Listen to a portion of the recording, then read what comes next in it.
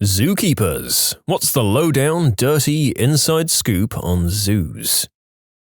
Some people like to bring fruit and stuff to throw into the animals' cages, even though they're not supposed to. If you're around and someone throws a pineapple into the gorilla or chimpanzee dens, get the frick out.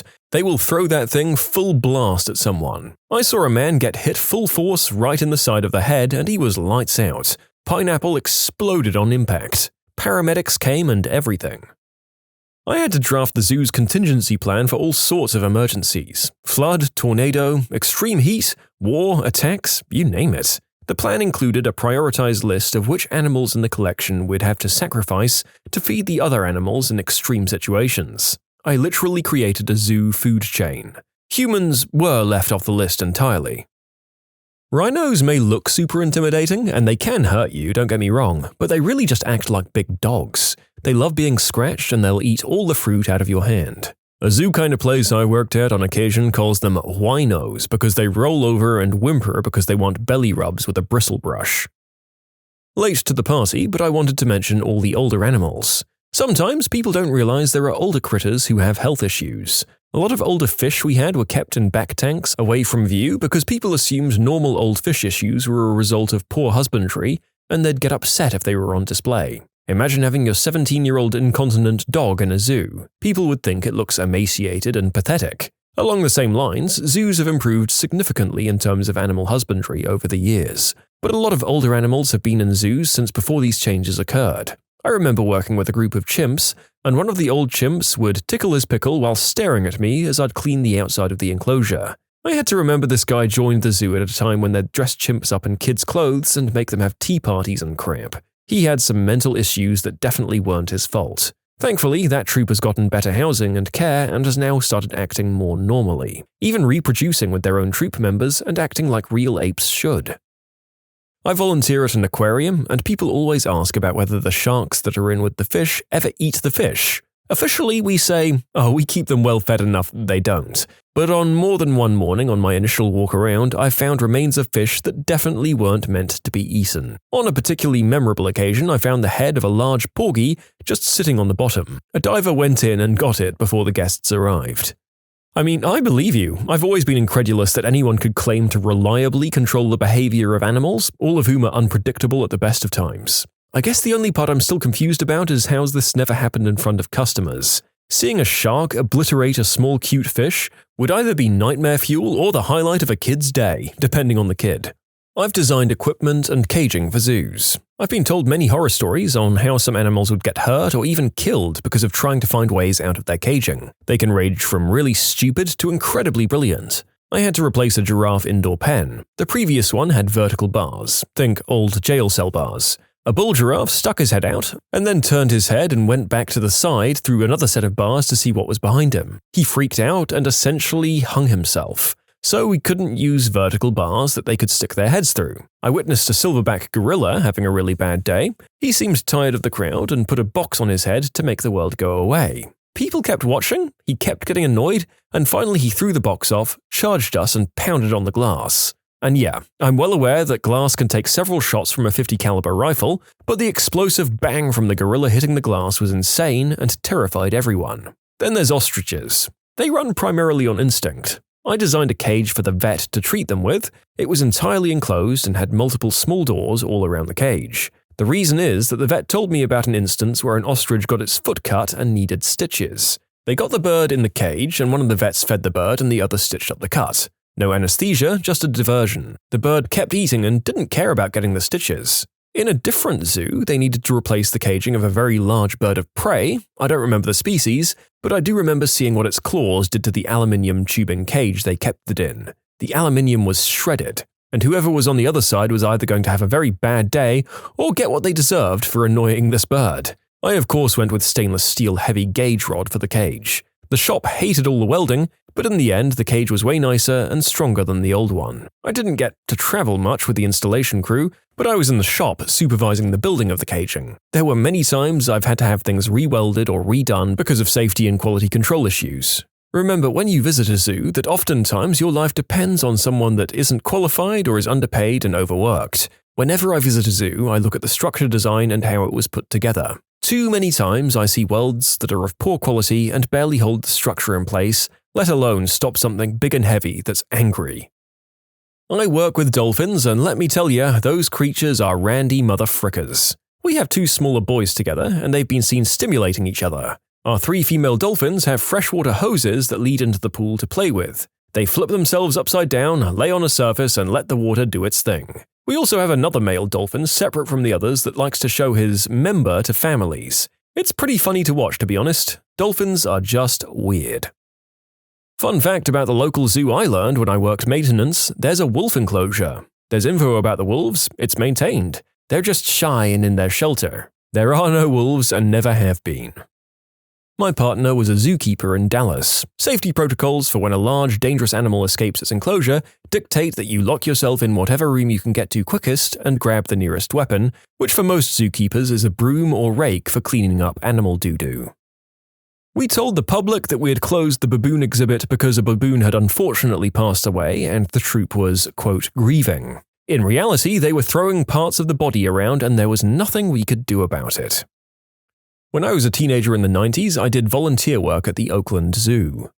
There weren't many of us, so we got to choose where we helped out, so I chose to work with Bhakti, the 32-ish-year-old Bengal tiger, nearly the oldest living in captivity when he finally passed. I chose him because he was beautiful and he always seemed lonely. He had pacing syndrome hardcore, so his entire paddock was green and lush, except for the paths along the outer fence line and 1 or 2 diagonals he used to get into and out of his night cage. The keepers did their best with him, but had clearly written him off. He was grumpy, antisocial, and hid from the public, swiped and hissed at his keepers, and ignored all of the enrichment toys and food put out to keep him mobile. They had a few young Siberian tigers in quarantine already, waiting to be put on display. They just had to wait for him to pass, and the stubborn old cat had lived in spite of them. He'd always start the morning by pacing his fence line, so I started pacing with him. No eye contact, no sounds, just walking back and forth for an hour or 2. After a couple of weeks, he started chuffing at me when I arrived, so I learned how to mimic it to say hi back. Another month, he'd actually break his pacing circuit to walk with me, jogging his ancient, arthritic butt from wherever he was across the green sections to match me. The poor guy just needed a friend. I still get a bit misty-eyed thinking about him, just a lonely old cat who had to spend the last years of his life basically alone. Don't get me wrong though, the keepers really did do their best, but they couldn't spend all day with one animal like I could. They had many duties and creatures to care for, and he had a really steep barrier to entry as a friend. As grumpy as he was, I still think he was good people. I worked in an animal refuge in Bolivia. We were told on our first day to not let the tapir turn its back on you. Forgetting that vital piece of info, 3 days later, I was filming the tapir as it started to turn its back on me and my friend. Before we could react, its eggplant did a 180-degree turn and projectiles splooged all over my phone and gaping mouth. We couldn't get rid of the smell for days. If you ever come close to a tapir, do not let it turn its back on you. Wow. So the narrator was expecting a shower of doo-doo, not what we ended up getting. My god, that is a plot twist. And this happened regularly enough that you were warned in advance? What the hell is wrong with you, tapir, you prevert? Listen, lions know full well that they can't get through the glass. They do that just to get attention. I worked at a zoo, in their museum function, not with the animals, and there was no glass in the big cat's enclosure. There was a giant moat, which the tigers were always playing in, and a 20-odd-foot straight vertical concrete wall. You could tell when they were in play mode. They'd pace back and forth along the edge of the moat and suddenly jump in, surprise, and roll around on their backs. For the casual visitor, they seemed like an oversized house cat. While they absolutely had small house cat-like behaviors, I could never for a second forget what they could do. There was this one particularly traumatic event with the lions on a very warm and very packed day. The zoo was inside a large park, so various animals wandered around the zoo all day. One unfortunate day, a large deer fell into the lion enclosure. The lion stalked it and ran it down within 30 seconds and tore the deer to shreds, in front of a dozen horrified adults and screaming kids. I felt kinda bad that so many people saw, but like, circle of life. I mean, that was probably the best day ever for that lion though. Imagine, a warm pizza and Xbox controller falling from the sky into your lap. That's the kind of day he's having. I used to work at a zoo a few years ago. An elephant died while I was there, and to transport the body out of its enclosure, they had to chop him up. Rest in peace, Toto. Dead zoo animals are sometimes fed to carnivores. There's a farm and zoo in the UK that uses crocodiles to get rid of dead cows. The owner once said he'd like the same end when he dies. You can submit your own stories to be featured here on the channel. The story submission link is in the description below. And if you want to listen to some vibey music in the background, check out easymode, also linked below, and subscribe. The poor penguin keepers can never quite get rid of the miasma of dead fish that envelops them. As for me, the stinkiest job I ever had to do was cleaning out the duck ponds. Managed to empty a whole train carriage that evening, even though I'd changed and my work clothes were double-bagged. That's the truth. As a teen, I worked as a janitor at a private school. One of my duties was dumping out and rinsing the kiddie pool belonging to the duck. The muck on the bottom of that thing, especially in summer, frickin' stank. My wife was a zookeeper, and I used to volunteer there a lot. Most zookeeping is just picking up doo-doo and making and delivering the animals food. The last animal that was at least scary was a cheetah. They were pretty cool, ignoring everything as long as they had food. The most scary to me were the giraffes. Back then, you went into the enclosures with them, and they'd sometimes swing their heads around and try to club you just to be pricks. You had to be careful. And the job would actually be fantastic if they didn't let human beings into the zoo.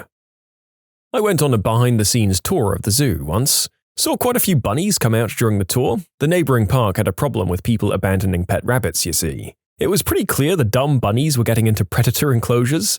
The tour guide confirmed that they were regularly getting eaten. Tour guides also indicated other urban wildlife problems. Raccoons, possums, squirrels, and birds were regularly consumed. They said that when they drained the lion enclosure moat for maintenance, it was filled with the bones of small animals. The most amusing stories were about the orangutans, who were wicked smart.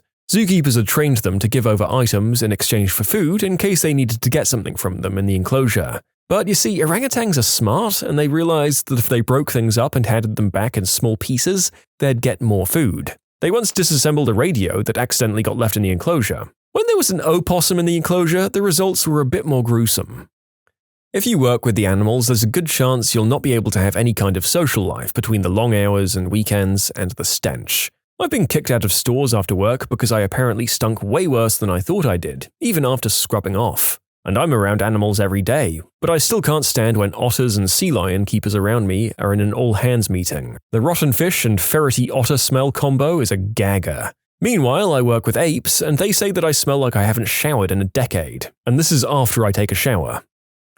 Some zoos intentionally put chickens in enclosures with non-predatory animals, as the chicks go around eating pests and bugs all day, which keeps the other animals happier. I work at a zoo in a northern country. I can't say which as it will give it away. We had a white tiger, and we were quite famous for it. One day, the zoo announced the tiger had died of natural causes. Whilst working there a few years after he died, I was told by a keeper that there was actually a problem with the electric fencing in his enclosure that the zoo managers refused to pay to get fixed, thinking it would be fine. The tiger was electrocuted to death a few weeks after they found the problem. They covered up the whole thing by saying they weren't sure how he died, but that he was old. It's still a zoo secret to this day. I worked in two completely different departments, elephants and neonates, but the drama between keepers was insane in both, like attempted murder level insane. We didn't have mad drama, but damn near everyone was doing it with everyone else. There was a girl from birds that cheated on her boyfriend, who was also in birds, with a guy on small primates. It turned into a whole thing with everyone having an opinion. Well, good to know that zoo staff are the same as literally every other workplace on the planet under the facade of helpfulness and being in tune with nature. Gossipy, factious, and crazy romance drama. Classic humans. Maybe we're the ones who should be in a zoo. Oh boy, I remember my first day working with foxes. My coworker was giving a tour of the facility to a family where they got to play with the foxes, and she made a big deal about, "Make sure you don't touch anything wet in here. It might be fox pee, and it will absolutely not come out of anything, including skin." She even gave them gloves to wear. Then they left, and she told me to start cleaning. I said, "Wait, don't we have to protect ourselves from the fox pee, like you said?" She sort of laughed and said, "You work here now. Get used to your new smell." Sure enough, I inevitably got some fox pee on my hand. I washed it several times, I smelled it before bed that night, and sure enough, it smelled exactly like fox pee, very strongly. Washing not only didn't remove it, it didn't seem to even diminish it a little bit. By now I've stopped noticing, but nobody else has. Our lions will empty their bladders onto guests if they get too close, which is always funny to see, not so funny to smell. I work with large tortoises. We had these 5-gallon buckets for cleaning animal doo-doo out of enclosures and other buckets for feeding them fresh grass that we cut. The first day on the job, I took both buckets into the pen and started dumping out the grass. Then I went around to collect the number 2. I heard this awful loud grunting and something breaking. One of the 300-pound males tried to mate with the bucket in front of visitors and flattened it. He'd even follow me around just in case I might leave more innocent buckets unattended. I spoke to a zookeeper at the National Zoo in DC. We were watching another keeper inside of the cheetah enclosure, and I asked him about the dangers involved. He said a cheetah is harmless to an adult human because it only hunts smaller creatures. I asked which creature was the worst to go in with, expecting hippo, elephant, or crocodile as an answer. Without hesitating, he said, "Zebras," and then leaned close and whispered, "They are the biggest jerks on the planet. They will bite and kick for no reason." I still think it's hilarious that of all the teeth and claws out there, it's the striped donkeys that are the worst. The amount of injuries you can just casually pick up from animals is crazy. I've been kicked in the chest by a kangaroo, almost had the unspeakable act committed against me by an emu, been attacked by a wombat and a bat, bitten by a monitor lizard and a carpet python, had a rhino charge at me, and been scratched by a macaque. My old boss had this awesome scar from a snow leopard attack, and this guy I work with now has his entire left forearm mangled from an orangutan. To explain some of these examples, regarding the emu unspeakable act story, I was cleaning out its outside enclosure and was told to not squat down in front of him as he was in season, as in it was his mating season. Well, you can guess what I forgot. I squatted down in front of him to pick up some crap, and I found out the hard way that ratites, or flightless birds, do not have a cloaca and in fact have full-blown members. The orangutan? They are not the gentle giants you think they are. All apes, and I mean all of them, have the capacity to maim, disfigure, or kill if you annoy them enough. Don't look them directly in the eye for an extended period of time, don't smile at them, and for the love of God, don't invade their personal space. Had a piercing ripped out by a macaw, fingers and hands torn up from handling and training conures and other large parrots, quite a few nasty bites from small mammals like hamsters, gerbils, and ferrets if you'd believe that, a few injuries from horses, but nothing out of the ordinary. It also shocks you how dumb people can be. There could be a huge sign that says, "Hello, I'm an echidna, not a porcupine," and people will still ask if that's a baby porcupine. You get used to the same jokes every day, like when you're cleaning up the outside enclosures in view of guests, someone will eventually say, "Oh, what a strange animal, I wonder what kind it is," in regards to seeing a human, or the amount of people who scream, "Hump day," when they see a camel. I have no qualms about picking up animal doo-doo barehanded. I know what my animals have been eating, I know what's in their digestive system, and to me that makes it more bearable. I can have long discussions about poop consistency with my coworkers, and in fact, that's what a lot of general health talks are about. Homer's stool was a little looser than normal this morning. I wonder if something happened overnight to stress him out. You get used to being stinky as well. I currently work 8+ hours with primates daily, and I feel awful for the people who share a space with me when I go to the gym directly after work. Primate doo smells very similar to human stuff. When I was at the zoo, I smelled exclusively of rhino pee and I could not get it off me. When you're cleaning underneath the perches, parrots will wait for you to look up before taking a dump. They have good aim. That's how you get crap in the mouth. Do not look up. This does not surprise me in the slightest. Birds are the devil, and all of them are out to get us at any given second, and the bigger they are, the meaner. I still appreciate them for how real they are about it, though. Not quite a zookeeper, but I'm training to be one. The zebras and Przewalski horses are ruthless, and they'll tear apart any unfortunate wild kangaroo that dares break into an enclosure. They love the thrill of the chase, and the subsequent kill when they get bored. Former coworker got a job at the aquarium. He was basically the night watchman, making sure nothing exploded when the aquarium was closed. The thing is, he couldn't actually do anything about that. A ray jumped out onto the open touch pool, so he gently picked it up and set it back in the tank. No harm done, the ray was fine. But he got chewed the F out for handling an animal. Policy is to call the expert handler for that department and have them come in to avoid any liability and whatnot. By the time you get them to pick up the phone at 3 a.m., get up and drive into the city, it'll have been like 40 minutes at best, assuming that they came in at all. So his job was really just to stand there staring as the animal suffocated. He ended up quitting when he tried to call out sick because he had the flu. He had it so bad he literally couldn't stand up straight, and part of the job was to walk the narrow, hanging walkway over the largest tank in the world, which includes sharks, alone, at night. And then they told him to come in anyway. I'm a small animal vet now, but I worked in a zoo before vet school. Zoos are one of the biggest purchasers of Calvin Klein's Obsession cologne. The cologne has animal musk in it, and it drives the big cats wild. We used to spray it on everything. To explain, all captive animals require some sort of enrichment in their environment. In zoos, they have rooms full of toys, scents, and treats that the animals get on different schedules to keep things interesting for them.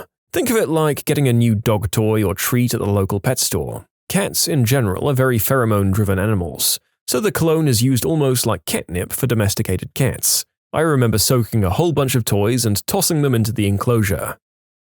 I used to work at a zoo, and I can tell you that cold weather makes the animals more active, so go on a chilly day or first thing in the morning to see the best show from the animals. Also, those free-roaming peacocks are really stupid and sometimes go into the lion's exhibit and get torn apart.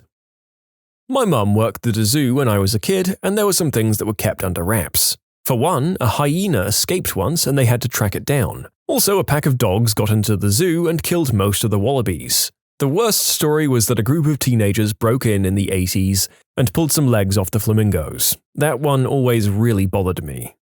Ugly dudes with hot wives. How did you do it? By being hot when I was younger. I've aged horribly while my wife has aged like fine wine. I feel you. My last 3 years, I've aged like 10 years. I've avoided aging for so long. My wife keeps getting prettier.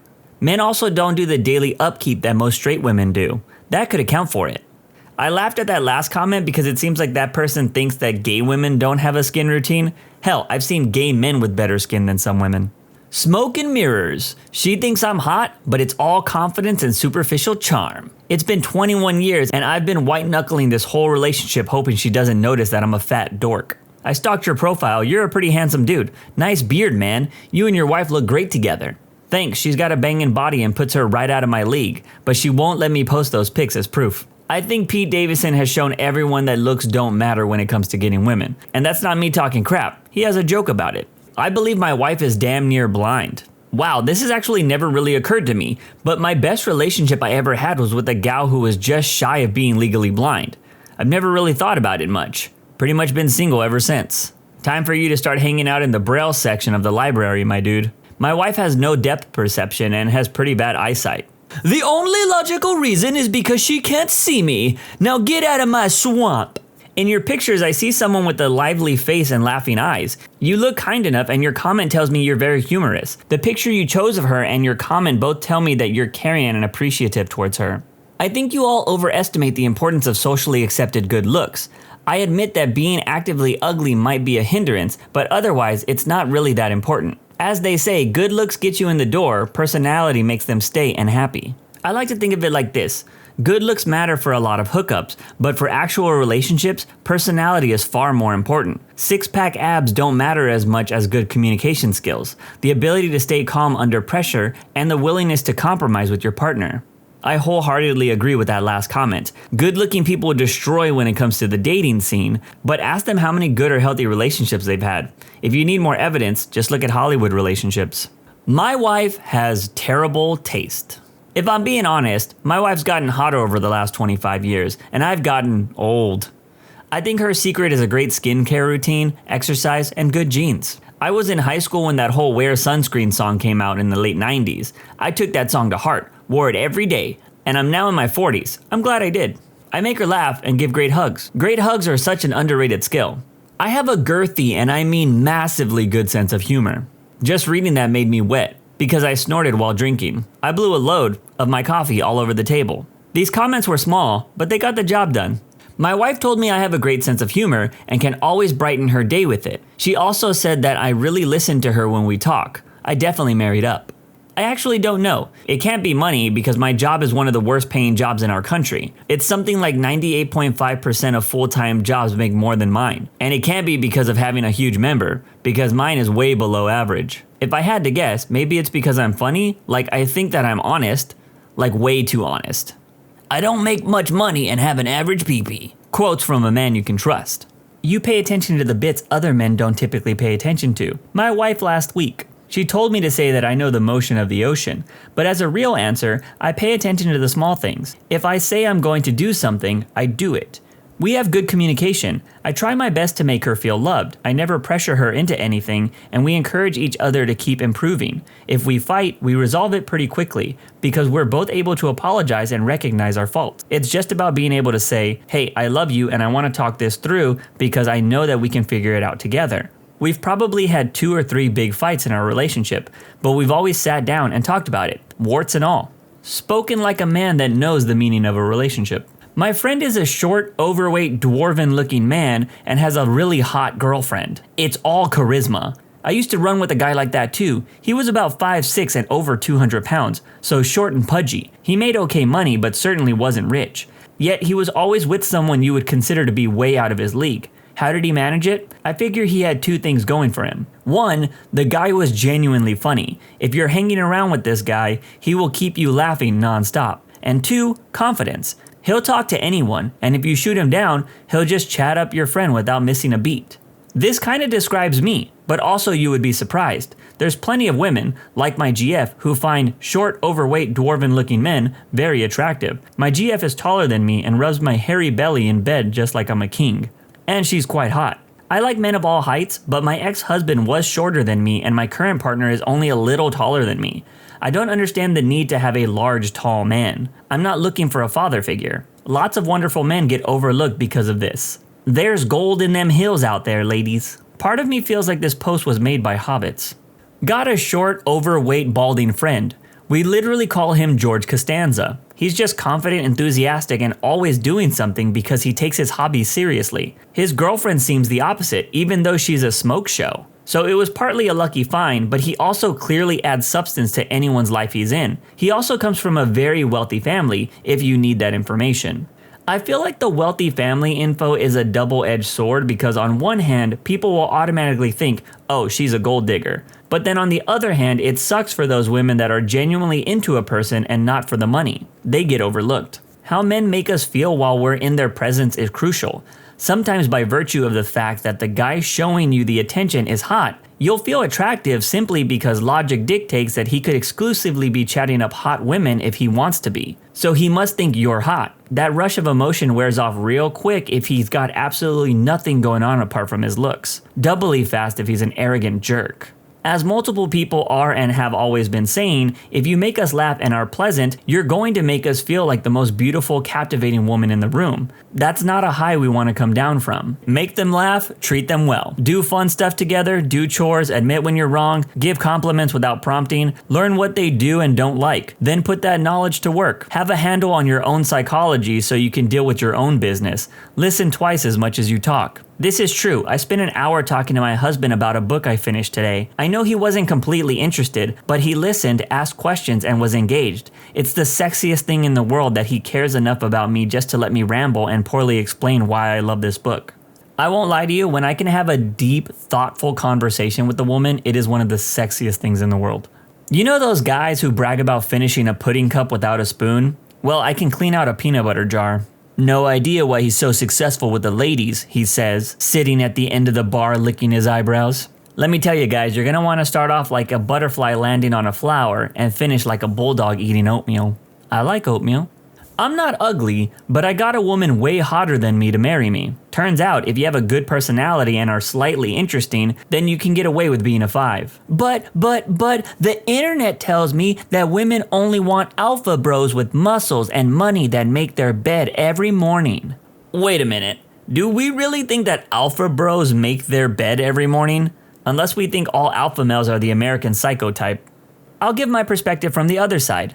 My boyfriend isn't classically handsome. His hairline is receding and the man is a beanpole and somewhat effeminate. Exactly who Andrew Tate claims will never get a woman. But I'm obsessed with him and I'm so glad and proud that he's mine. Why is that? He listens when I talk. He cleans up after himself. He's funny and insightful and above all, kind. He cooks, he's terrible at it, but he tries hard.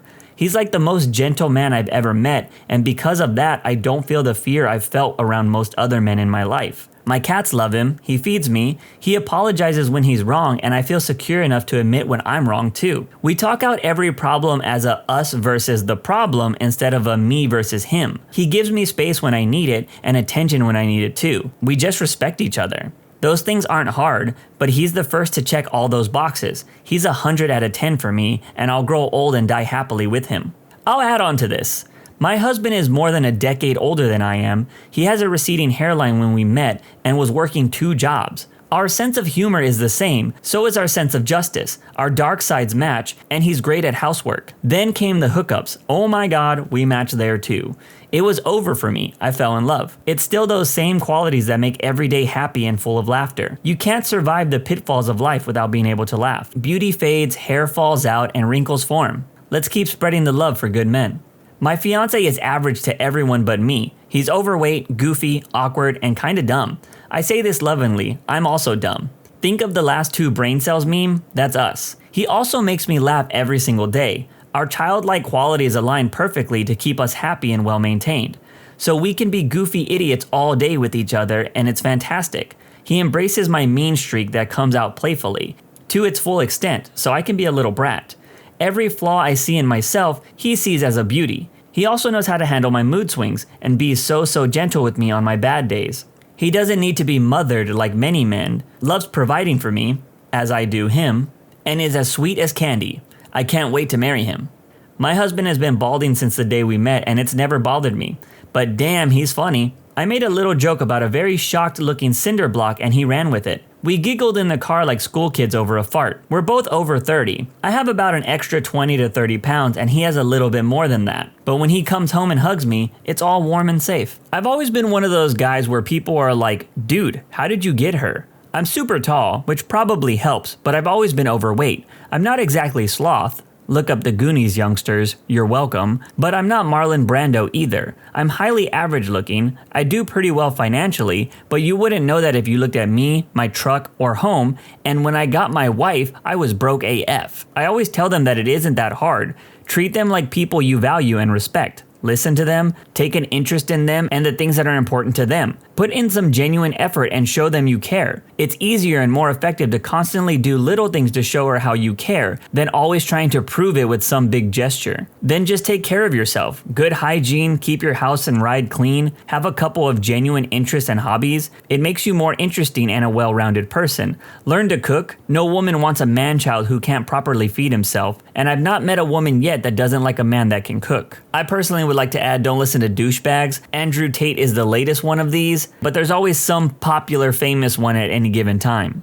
My husband and I met in college. What made me choose him over more conventionally attractive men who were interested in me at the time? He was extremely honest. When we talked, he listened and responded not in a way to try to get with me, but in a way you listen and respond to your best friend. And that's how I knew it was genuine. I don't know how, but I can tell when a guy is trying to prove that he's a good listener for flirty reasons versus actually connecting through the listening. This made me feel so safe and respected. I knew something was different about him. Our very first conversation was about philosophy. By the way, today we've been married for a decade now, and we absolutely laugh like kids together every single day. It sounds stupid, but Bumble. He was from the next town over. I wouldn't normally have talked to him because he didn't put anything on his profile or really fill it out. But something about him seemed kind of like, I don't know, genuine or sweet? I don't know how to explain it. He just turned out to be a bit shy, so it's hard for him to talk about himself to strangers. I'm glad I gave it a shot though.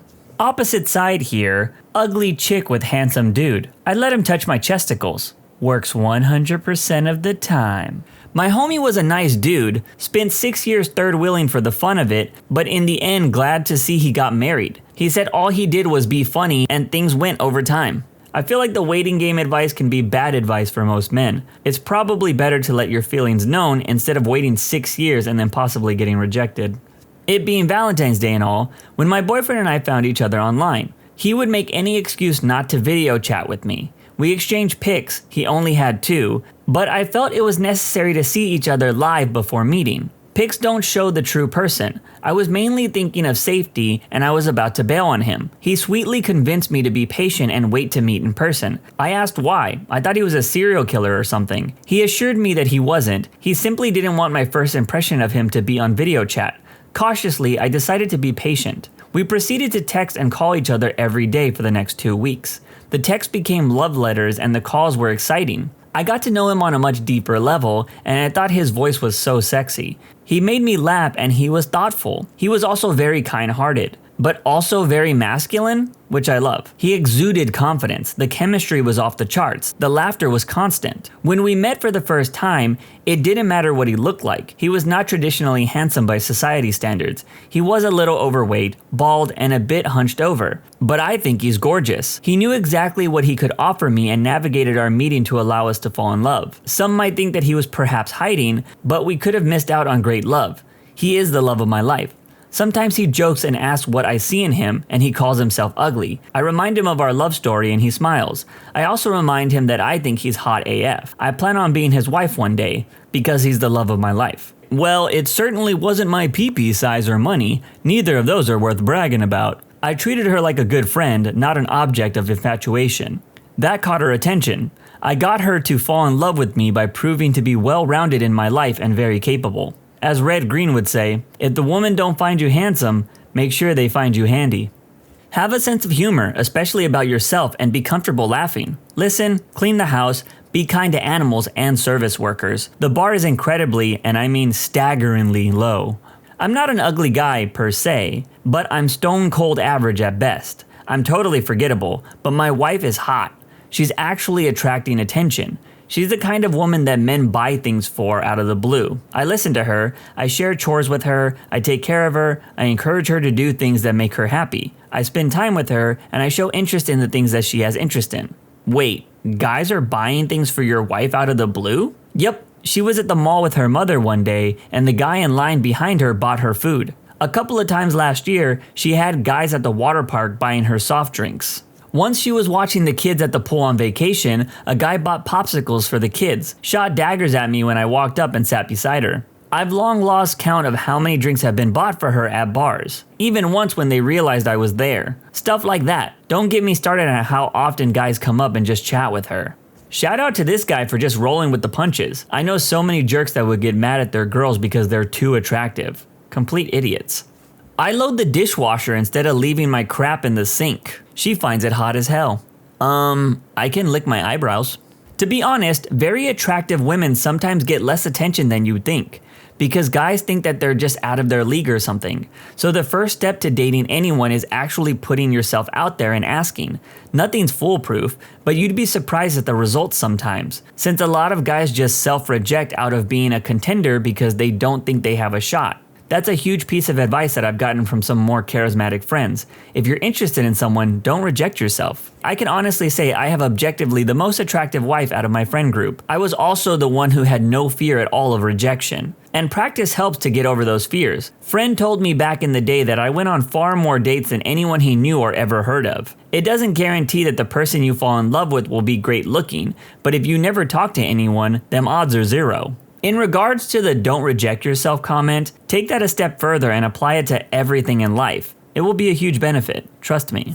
As a longtime restaurant employee, I believe I've seen many cooks and dishwashers unlock the secret. Feed them and agree when they're mad at someone.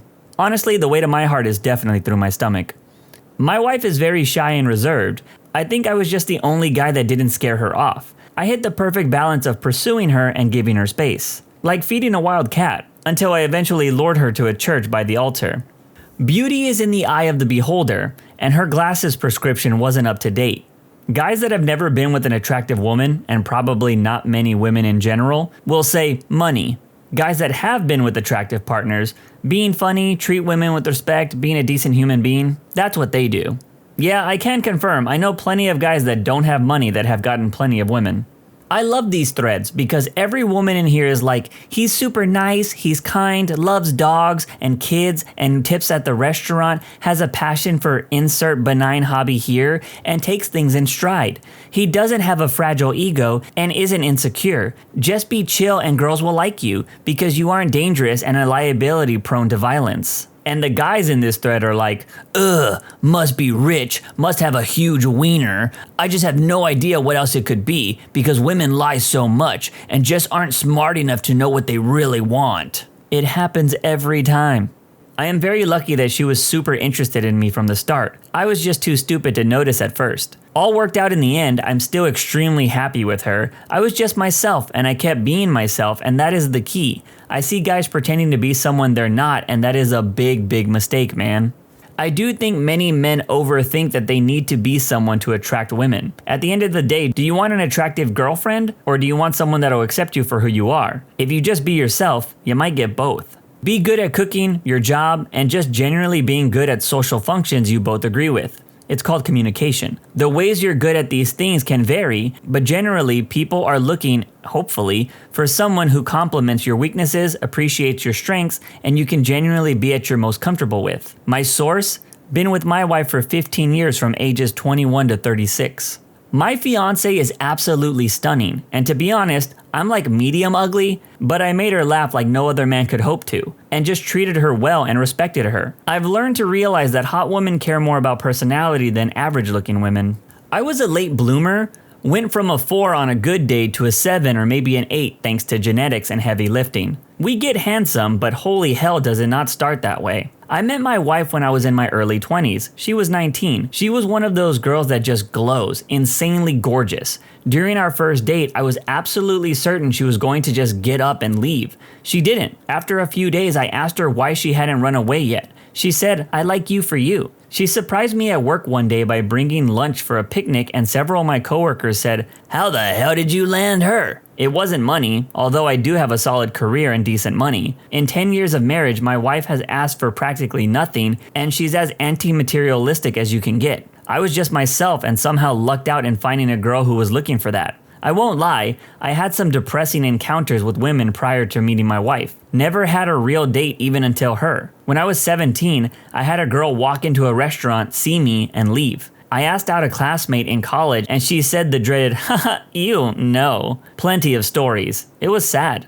Man, always hearing stories about people seeing someone and then just leaving is always sad to hear. What are some common forms of sexism that men face? I was a single dad for 20 years. There are a lot of places that still reflect parenting being dominated by mothers. From mom's talk mornings at my son's school to being told that Kobo.com didn't want me because I was a dad. And then there were the assumptions that I didn't have custody. Some by state officials, with me repeatedly needing to explain that he was in my care 28 days of the month. I'm certain if the situations were reversed, I would have been ordered to pay more than $60 a week for child support. Heck, if I was in California, I might have had to end up paying her child support even as our son lived with me 28 days of the month. I could probably give examples all day. I do excuse most individuals' behaviors as they are making assumptions based upon what's true 90% of the time. The systemic stuff needs to change though. Women and men are no longer in the same place in society as they were when these laws were written. As someone whose father is a nasty piece of work who also didn't pay child support, I have to agree with this. As they said, men and women are not in the same places that they were like when these laws were written, societally, at least not in the West. Thus, I don't think it's controversial to say that more cases need to be judged on an individual level by who is in the wrong and who has done what, no matter what their gender or anything is. The double standard. I remember watching a clip from The View, I think. I don't remember too many of the specifics, but the topic of conversation was that a woman who had become fed up with her husband and his actions had proceeded to cut his penis off in the middle of the night and threw it into the trash compactor, or something like that. Again, details are fuzzy. One of the ladies, might have been Sharon Osbourne, talked about how hell hath no fury or he shouldn't have been messing around, and the crowd went wild. Most of the women in the audience and on the panel were clapping and whooping it up. Then one lone female member of the panel, I wish I could remember who it was, it took quality courage, spoke up and said that them all laughing about this wasn't right. In fact, it was quite wrong. She pointed out how differently the panel and audience would have reacted if the situation had been a man who had cut his wife's breasts off and thrown it in the dishwasher, regardless of what actions they were upset with or felt grieved. The idea of mutilating your spouse shouldn't be met with laughter and applause. From what I remember, some of the other ladies on the panel tried to say,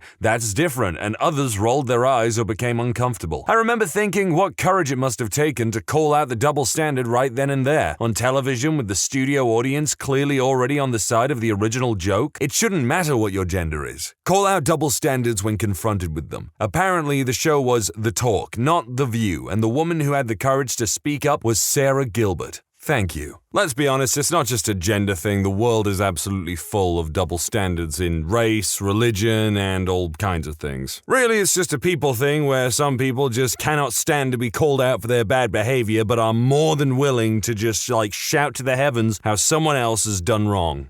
My wife and I decided to hire a male nanny. This decision causes me, my wife, and the male nanny to experience a whole range of uncomfortable situations. Because we live in the Pacific Northwest, a lot of people assume we're a polyamorous couple. We are not. Some people assume that me and the male nanny are a gay couple and my wife was our surrogate. On the first day of school, for example, my daughter's teacher introduced us as her daddies, even though she had met with my wife on multiple occasions beforehand. Others simply can't wrap their head around the fact that a man might want to work in childcare. I can't tell you how many warnings we've received, even from within our own families, that we have to watch him closely because it's not a natural thing for a man to want to work in childcare. He must be a pedophile. When it comes to raising children, men still face an enormous amount of sexism from all sides. This is incredibly true. Men who want to work in childcare are looked at very strangely because it is an odd thing why a man would want to be involved with a child that isn't their own. I mean, hell, there are some men out there who don't even want to be a part of their own child's life. So, I'll admit, I understand the skepticism.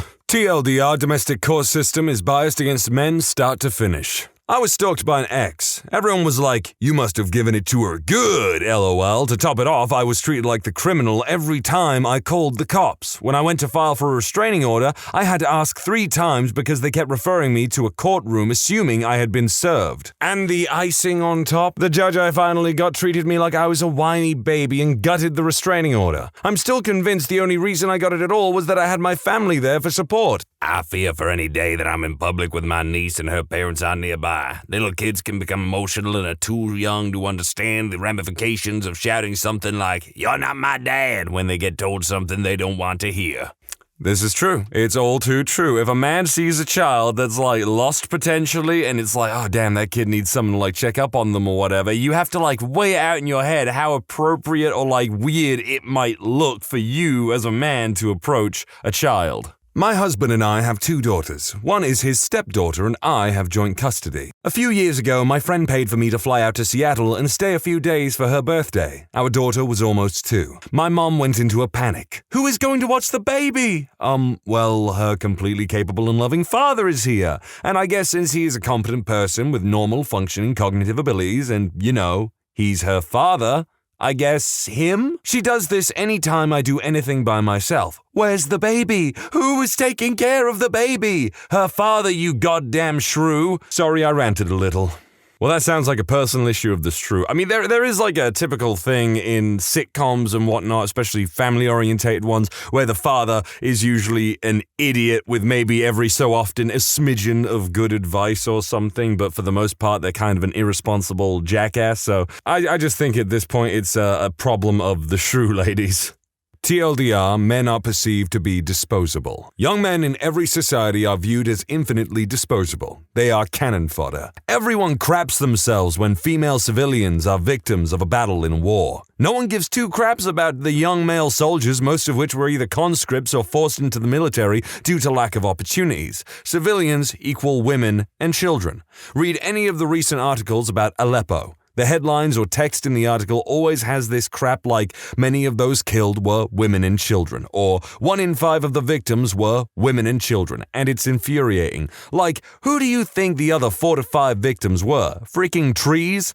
I googled Aleppo and went on to Google News, and this was the last result. I haven't read all of the articles, of course, but I'm sure a lot more specifically mention women and children and leave out men. Male disposability is real. How many victims of violence in video games, movies, TV shows, plays, books, etc. are male? Now tell me how many victims of violent crime, the homeless, army casualties, and members are male. Yet these things are barely talked about. What is one of the leading causes of homelessness? Divorce. What is the leading cause of divorce? The man losing his job. Which gender has a higher successful self-deletion rate? Men, 5-to-1 ratio. Which gender has a lower life expectancy? Men, -5 years. Which gender gets the majority of government funding and funding from charities for healthcare?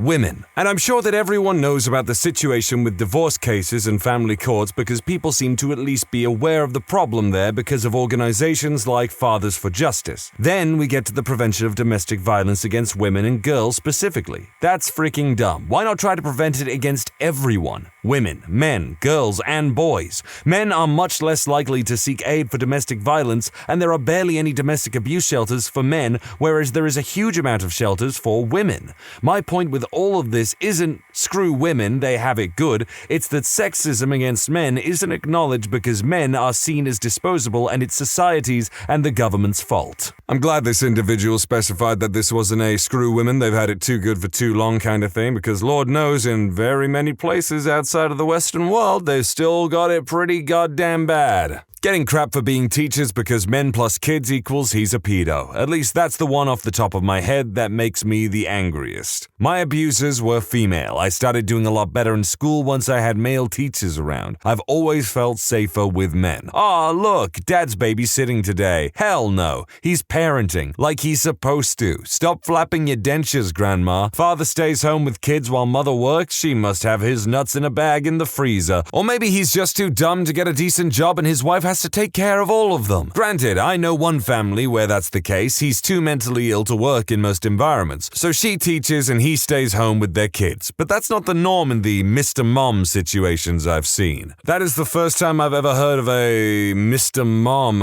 Is that like, it's like a label, it's a situation, whatever? All I'm thinking is Mr. Men.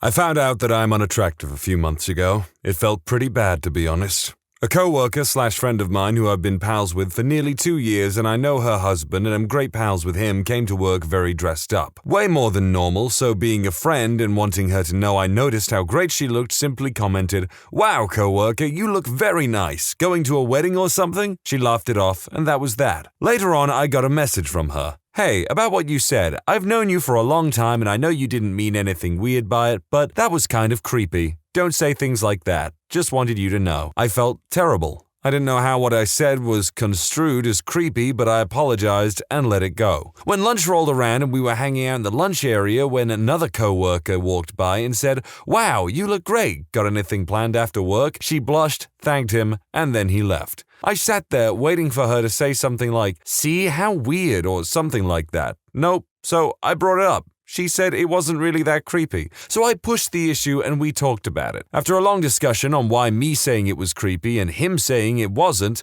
we came to two conclusions. It was either weird because she's known me for much longer and it was weird to be hit on by a close friend, while it wasn't weird for someone she only knew a bit. Or it was because he was handsome and I was not. Okay guys, let's rewind a bit. The first few "she's a C-word" responses were fine, but it seems like everyone thinks she's a total B for saying that.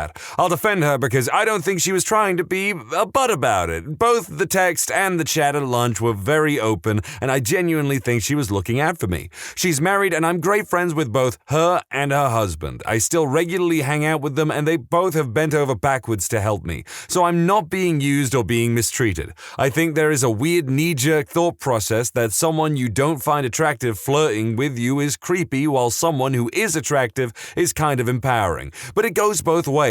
If a 60-year-old lady who smoked since she was 8 told me that I looked great, I'd internally squirm if I thought she was hitting on me. Compliments are nice, but if we think we're being hit on by someone we don't find attractive, I think a lot of people think it's either gross, weird, or creepy, and that's unfair, but even I'm guilty of it. Guys, I've gotten like 20 plus responses and PMs telling me to get fit, wear better clothes, groom myself, etc., etc. Holy crap, guys, I appreciate the tips. I look fine, though. The "I found out I'm ugly" was an exaggeration, a joke. Story is true, and the guy who was more attractive than I was more attractive than I, but I'm not Sloth from the Goonies. Geez, no, I don't want to buy your personal trainer service. Why would you even PM me that? Okay, so at first I found the whole, like, "a few months ago I found out that I'm unattractive and it felt pretty bad, TBH. And that was funny. That was funny as hell to me. The part that it's like, "The other day I found out I am ugly." I don't know why that tickles my ribs, though, for some reason. But the bit where it's like, if someone compliments me or flirts with me and I don't find them attractive, it's creepy and weird, everyone thinks it. No, I'm a man. I don't get compliments just all the time, really. If someone wants to compliment me, even if they are, a chain-smoking 80-year-old woman who's been smoking since she was 8, and she's all like, well, aren't you a handsome young man? I will take that compliment, and I will even flirt back a little bit. I mean, I literally did this to like a Scientologist lady the other day that I was kind of trying to eke out a bit because they were trying to invite me to a goddamn music festival. Aren't you a handsome young man? Would you like to come to this music festival? They're gonna be chicks as lovely as you there, ma'am. I didn't go, of course, but wouldn't it be funny if I could have gone down that path and got married at the Church of Xenu 10 years down the friggin' line? I'll begin by saying this actually happened to me. Anytime a woman claims any form of sexual harassment, the man is automatically guilty and forced to try to prove his innocence, because the company doesn't want a lawsuit. I literally had a female subordinate give me a hug because I let her off early to go to a family function. I came to work the next day and was immediately sent to the boss's boss's boss, where I was advised that I was being put on unpaid leave during a sexual harassment investigation. As it turns out, the entire thing was right under a camera, so you could clearly see her hug me. Even so, I was told that she said I told her to hug me before she got to leave, and then I got fired. Scum behavior, hate it. My knee-jerk reaction, although it's not a perfect answer, is that people who make accusations like this, especially more serious accusations that go to court, if it turns out that it's coming from a place of malice or personal gain and under false pretenses, I think the accusee should be held responsible, or maybe even to a higher standard of responsibility and punished as such if they are found to be lying. But again, that is not a perfect answer to these issues, because then you gotta consider the process in the jury, in the investigation and whatnot, and how things can go wrong, and how actual victims can be left in a destitute situation. I know some of y'all hate it when I go a bit too long on the personal commentary, so I made it nice and short for you, but I'll be back. The employee bathrooms at my job have been scheduled for an update. The work on the men's room started a week or two ago Monday and ended this past Monday morning, during which time the men had to use the public customer bathroom and the women continued to use their employee bathroom. On Monday afternoon, when the work began on the women's room, the newly refurbished, as yet unused by a single man men's room became a temporary women's bathroom, until the work on the new women's bathroom is finished. So the men have to go several weeks without an employee bathroom while the women never have to go a single day without one. Not exactly common, but it otherwise fits the question and is currently on my mind. Well, that is just legitimately unfair. I'd be scared that those mean old dirty girls will poop in the urinals before I get a chance to. I mean pee in the urinals, yeah. I'm a male nurse in the ER, and there are a lot of extra rules I have to follow that the females do not. If I'm doing any kind of perineal care, Foley, straight catch, pelvic, or even rectal temp, on a female patient, I need a female chaperone. However, a female nurse can go do those same procedures on a male without a male chaperone. The looks I get from many elderly patients when I tell them I'm their nurse, those judging eyes. I had a guy straight up laugh in my face and tell me my parents must be embarrassed by me. Mothers freak out when I'm the nurse for their child. I had a lady straight up tell me I couldn't help drain her daughter's armpit abscess because she thought I'd be eyeballing her. No. Literally none of this happens to the female staff members. And frankly, I'm a much better nurse than quite a few of them. I think it's been pretty well established there are just jobs where men typically aren't very welcome, or if you are there, you have a lot more rules and regulations that you must follow because of people's discomfort around you. I've just recently noticed something that bugs me a bit. I grew a beard throughout October to December. My girlfriend and all the women on her side of the family were quick to offer their criticism.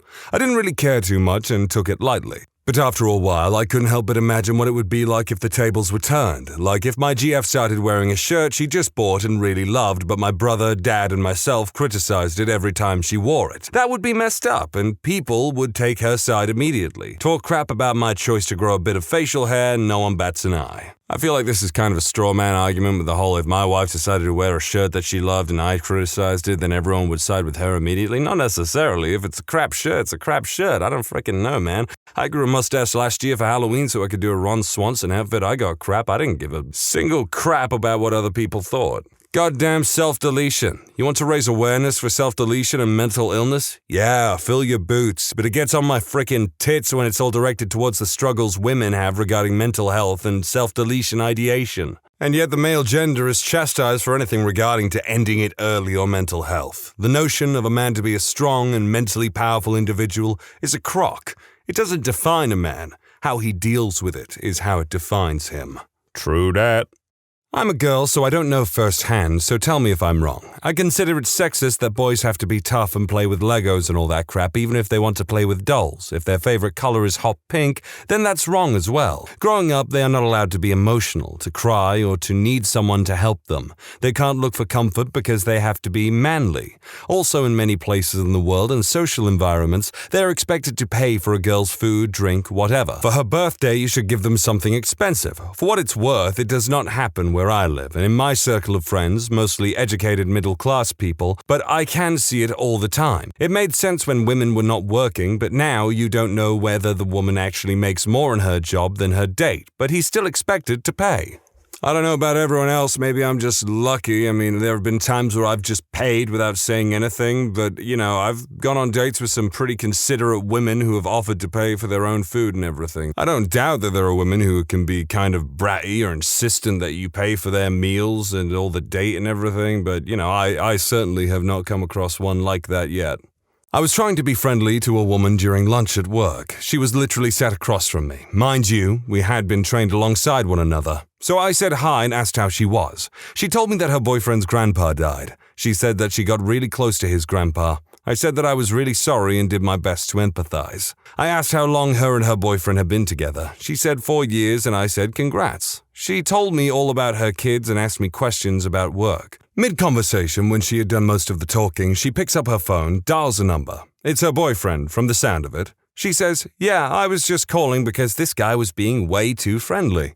I have no attraction to this person on a sexual level at all. I did not make passes at her, flirt, or anything. In fact, up until then, I had tried to keep it friendly but strictly professional, but she insisted on talking about her family, so I gladly lent an ear. We just had friendly exchanges up until then, and I thought that she wanted to be friends. Apparently, I was wrong. In that moment, I realized that I can't get a date to save my life, or even get a woman that I am attracted to maintain more than a minute or two of conversation with me before writing me off. And yet, I give this woman that I have no interest in the impression that I'm being too friendly when she gave me every reason to believe that she wanted a friend to talk to. F my life. This can go both ways, but yeah, I know some women who are a bit too egotistical for their own good and just kind of assume that anyone approaching them is immediately attracted to or wooed by them in some way. The same thing does happen for guys, but it's usually in a way where it's like, wait, is this girl interested in me? She's like asking me about my hobbies and stuff like that? What's going on here? There's no perfect way to remedy this at this point, it's just a societal norm at this stage, but whatever.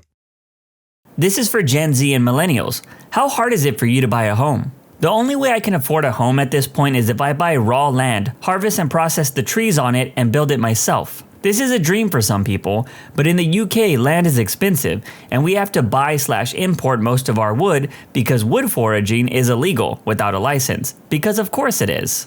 I can afford the month-to-month mortgage. I cannot, however, afford a down payment. My parents' house's mortgage is like half of the rent in my area. I can afford that, and probably most of the utilities and such by myself. That being said, the price of the house has almost tripled in value since they bought it. I could probably swing the down payment by myself, but it would definitely make me uncomfortable. I honestly feel like I need to get married just to get a house. Here's a detailed example. Wife and I bought our house in 1998 when our first child was born. The house sold for $105,000 and we put $10,000 down. We hadn't done anything major to the home and we cleaned it up in 2007 to secure a refinance to a lower interest rate and get cash to top off a remodel. Appraisal was $180,000. That's value growth fueled fully by the loss of so many independent home builders after the market crash. We brought the kitchen and bathrooms up to modern standards, stone countertops, new cabinets and fixtures, refurbished the wooden floors, added a door off the dining room and a large deck. We got the house appraised in 2021 for $290,000. 2 houses on our street sold for over $300,000 last year, and one of them was in rough shape. Banks here are requiring 30% down for new buyers right now. For my oldest son that is 2 years out of college, he would have to provide a down payment that is nearly as much as we bought the house for 25 years ago. For a 1,000 square foot home. Let that sink in. A lot of small construction company owners, the kind that would build small homes, went out of business or retired after the housing crash, and the industry hasn't recovered. This has caused a greater impact to those needing starter homes. Lower supplies means higher prices. On top of that, renting homes is a good source of passive income, so an industry of corporations built specifically to make money off of them and has grown like fungus on a rotting log in this nation. Home values are ridiculous, down payments are ridiculous, and corporate cash offers are desirable for sellers, making the first housing purchase a nightmare for many. Man, I relate to both of these comments so much. I honestly do feel like if I'm ever going to buy a house, I'm going to need a partner to do it. On top of that, I also hate the idea of renting. I understand why people do it, but I've never liked the idea of putting money into something that I will never own. So seeing the crazy amount of money you need for a down payment is soul crushing. Millennial here. All I had to do was marry a girl, buy her a car, help her get her license back, and turn her loose on the streets to get T-boned by a DoorDash driver. That DoorDash insurance payout was $1 million. Profit. Disclaimer, as of last week, I don't live in that house anymore, but that's another story. Wow, this story was basically I made my money the old-fashioned way. I got hit by a Lexus. I prefer a realistic dream, like going to Narnia through my closet. Just be grateful that you have a closet. I'm an old millennial in a nowhere state. Buying our home was insanely easy. They were giving them away. 2 months later, the national housing market began to crash. This was in 2007. We're still here with 13 years to go. I think if we were 25 today, starting over, it would be extremely tough. Kind of the same deal for me. Bought my first in 2009 when the market as a whole was its worst and at the worst time of year for sales to begin with. January closing at the end of February. I did some work to the place and stayed there to 2005 and sold it to make a little profit. The market was probably fair at this point, as it wasn't a buyer's market, but it wasn't a seller's market either. Then bought the house that I'm currently in, and since 2019, watched it double in value. Refinanced in 2021 at an extremely low rate. I honestly couldn't rent a decent apartment in my area right now for what my full payment is. Taxes and insurance included. Plus all utilities cost me a month, and to own a 2-bedroom, 2-bath with a yard and 2-car garage, it's messed up to think about it, but it will be paid off when I'm in my 40s to boot. But I literally can't afford to move at this point. It's sad that people who actually have houses right now can't even leave those houses if they wanted to because the market is so bad. Old millennial here. The only reason I own a house is because my mom and I went in together on a duplex. We decided that this financially made the most sense. She's getting older, so this way I can keep an eye on her too. I did the same thing with my mom back in 2010. We both have health issues that make it a good idea to have another grown-up in the house. Neither of us have a partner. It just made sense to stick together than sit miserably in each of our own tiny apartments. House is 2 floors, top floor is mine, bottom floor is hers, though we usually sit around in the downstairs living room where the computers are set up. It's crazy how many people have assumptions about people still living with their parents at a certain age, but I feel like if you have a family that you actually like, it might be the best option for some right now. I'm early career, just started really. I make $60,000 a year in Canada. I will never be able to afford a house in my lifetime just on this wage, or any wage that I'm likely to see in this field. My only chance is any inheritance I get, or shifting careers like I'm trying to do right now. It's awful and much harder than it should be, but in Edmonton you can find a decent house for about $160,000 to $190,000, which would be about $1,300 to $1,500 per month, including insurance and property tax. That's at 7.5% if you can make a 10% down payment. I know Edmonton is more affordable than other cities, but it's the only market I'm familiar with, and I think Calgary is about 5% more expensive. Just for informational purposes, I have no doubt many Canadian cities are out of reach for most everyone. In the Comox Valley, BC, where there is absolutely nothing but a dumb mountain and an army base, an old trailer in a park is now $270,000 plus. There's flippers everywhere, constantly building, and everything keeps getting more expensive here. It's hell. They don't realize that they've made it so that their kids will never be able to move out.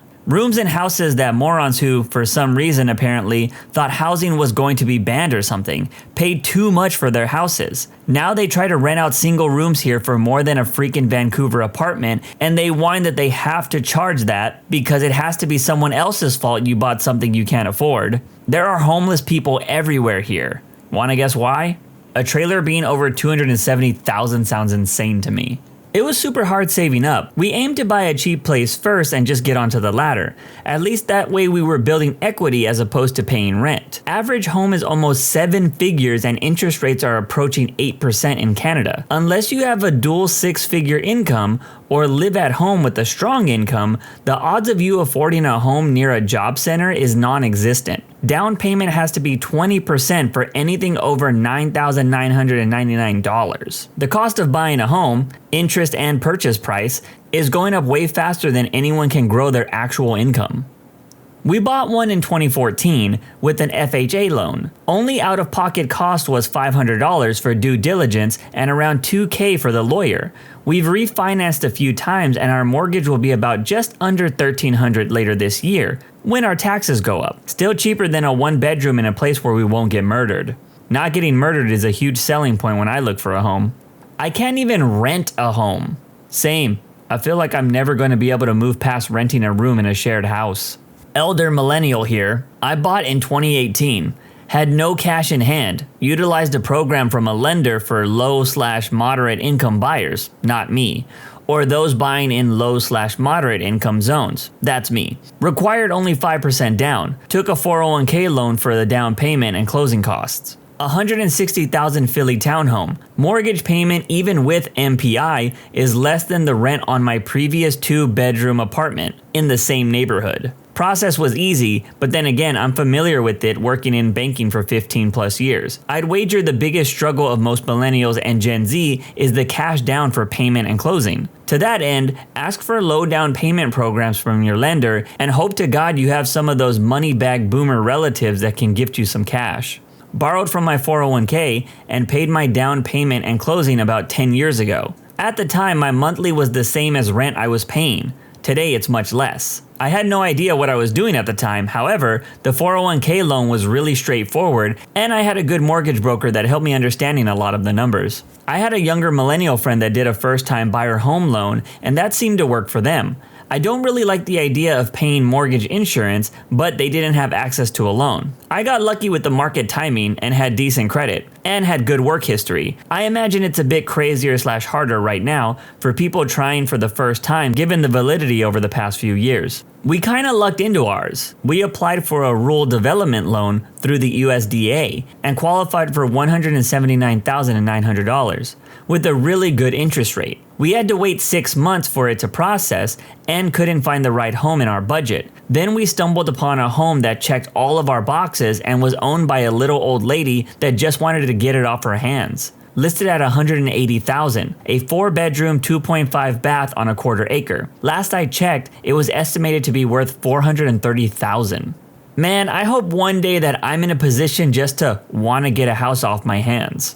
I often think I will never buy a home, and if I ever do, it won't be until I'm in my 40s or 50s. From UK here, born in 92, have a family, 2 kids, and a wife. Buying a house seems near impossible with your average income. Current money outgoing on rent/living kills any ability to save enough to get a down payment on the mortgage. I've come to accept that I'm 100% not buying a house anytime soon.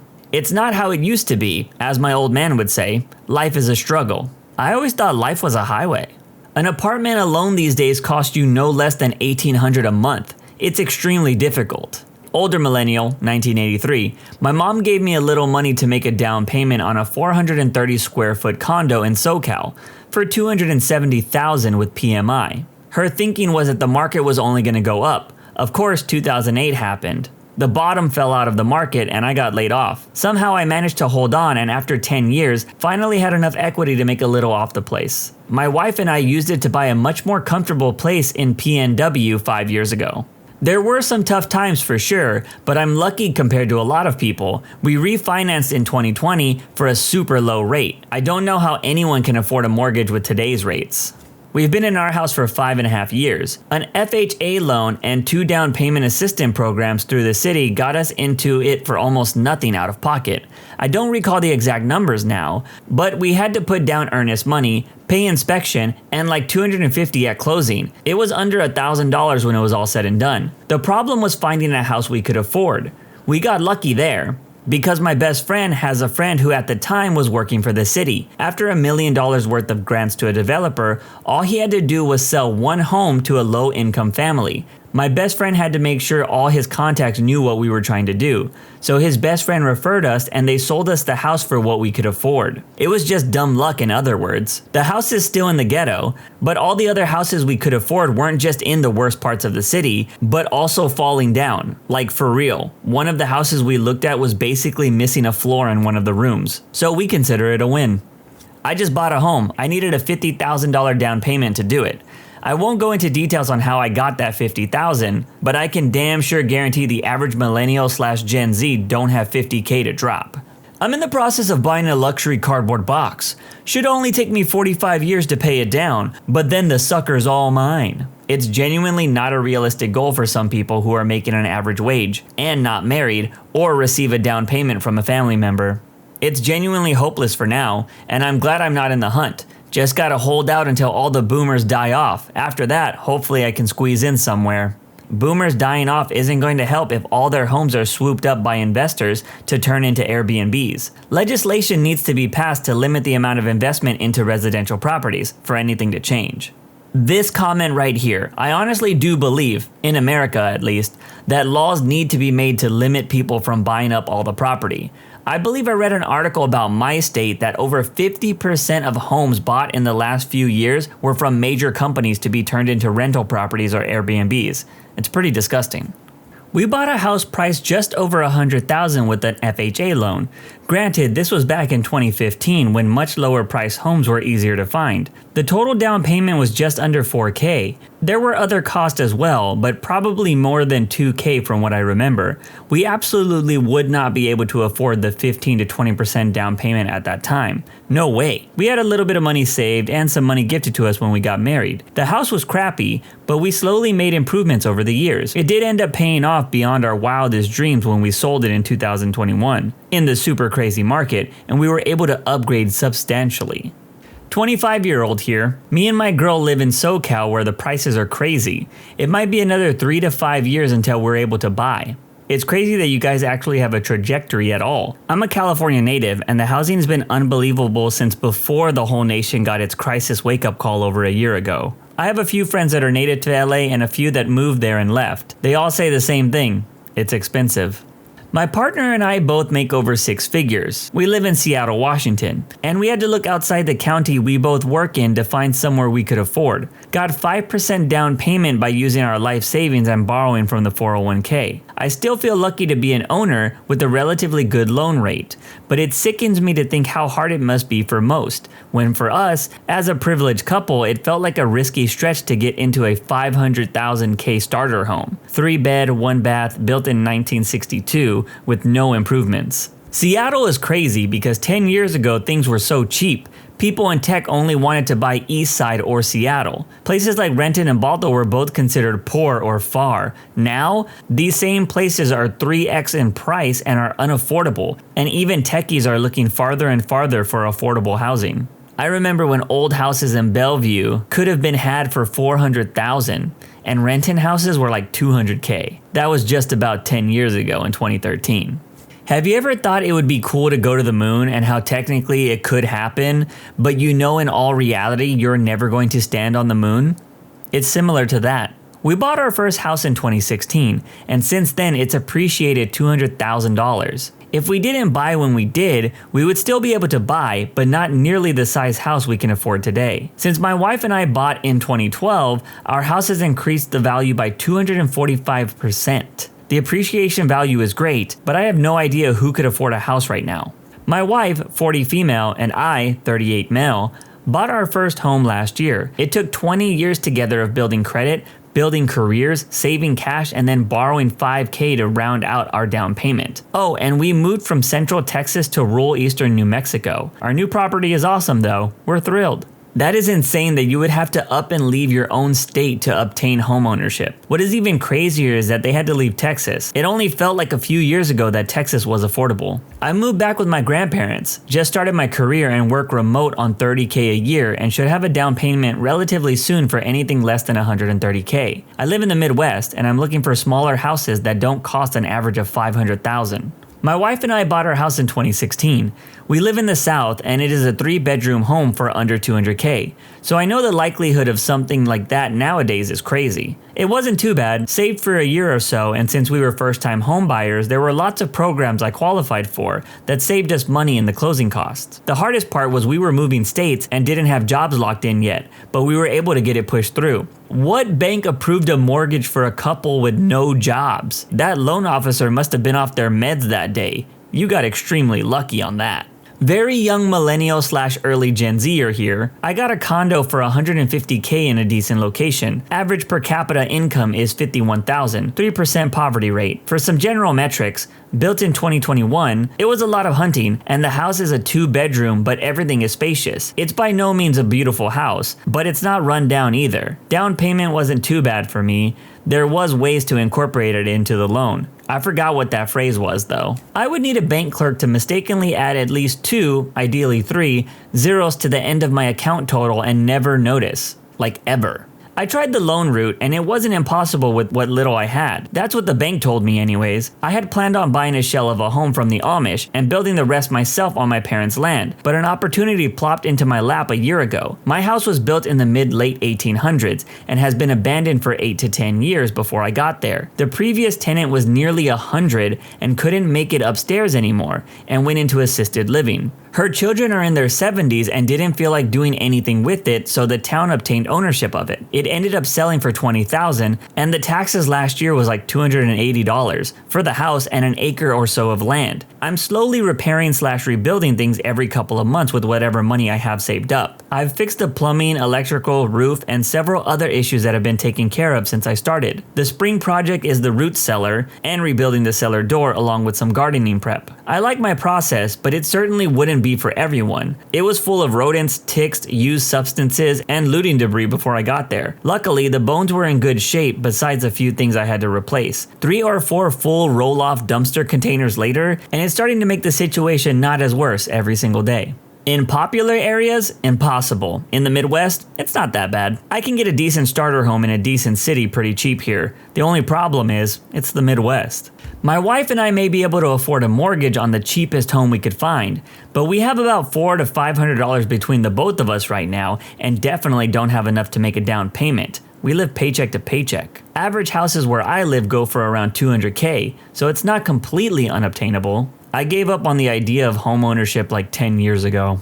I bought a house a little over a year ago. I'm a 38-year-old millennial. My credit score was on the high side of average or the low side of good, 700-ish, which is a whole thing to get on its own, but I was lucky in a lot of ways. I was shopping for homes in the 100K range because I'm a cheapskate, but there wasn't any good ones anywhere I wanted to live, which included a lot of places, some of which were quite far apart. So I gave up and started looking for places to rent. Turns out places to rent are awfully expensive too, so I went back to the housing market with a higher budget. Found a nice 1920s craftsman style home that was on the market for about $165,000. Real estate agent told me to offer $10K above because the market is crazy, but I offered $5K over instead. Offer accepted, had them do the inspections, and the owners were super helpful in fixing the things the inspector cited. Went to the bank and they were real helpful until they weren't. They wouldn't accept my pay card from my work for down payment money because they just didn't vibe with that company. They wouldn't accept Credit Karma cards that I had my tax returns on. They wouldn't accept cash because maybe I was a bad evil drug dealer. My father is a family practice physician and he was able to front the money and I just ended up paying him,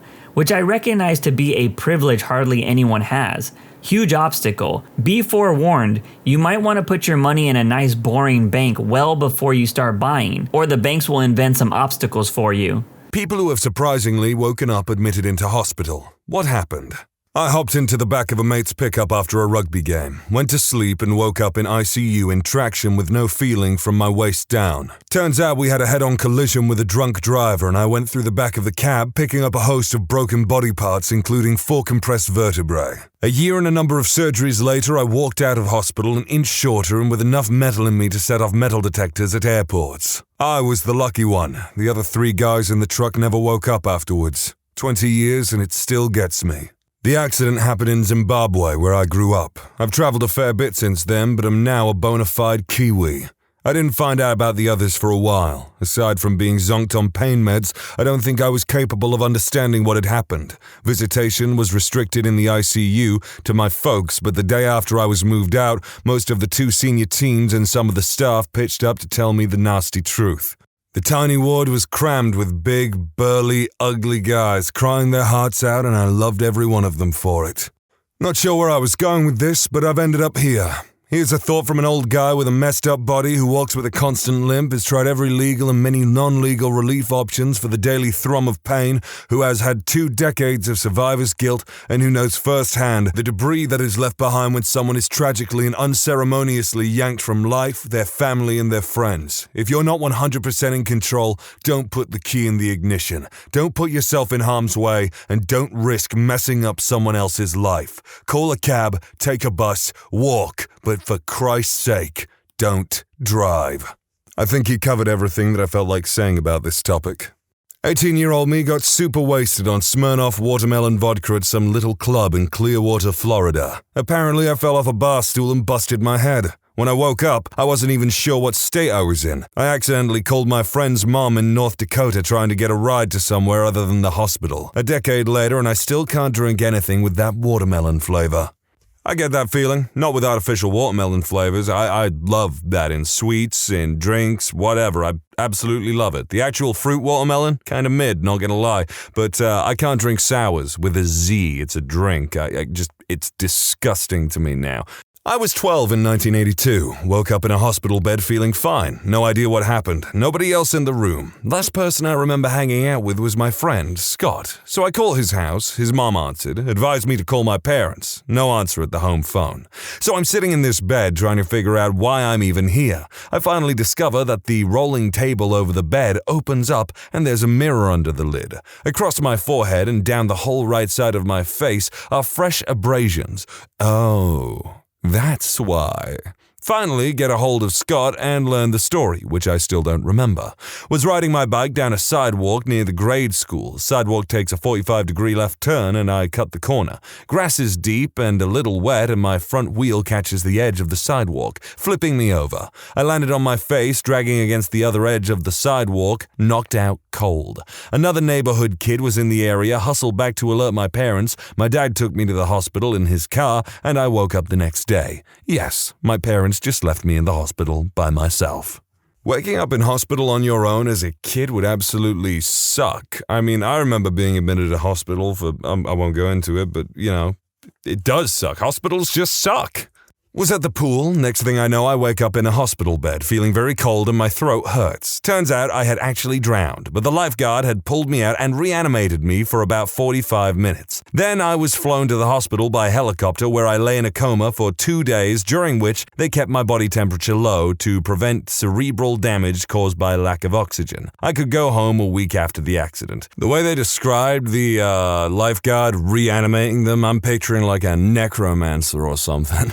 My brother and I were outside playing with squirt guns. This was 2001, so I would have been 11. Next thing I know, it's Easter Sunday. I was in a hospital bed with a massive headache and blurred vision, and the last thing I remembered was 4 days ago. Apparently, I fell backwards and smacked my dome on the curb hard enough to fracture my skull and bruise my brain. Got 2 weeks off school, which was cool back then, and I've had to wear glasses ever since. Apparently, according to my mom, the first sign of consciousness in the hospital was me getting out of bed, taking a whiz on the floor, and then going back to sleep for 2 more days. The whole thing was a weird experience.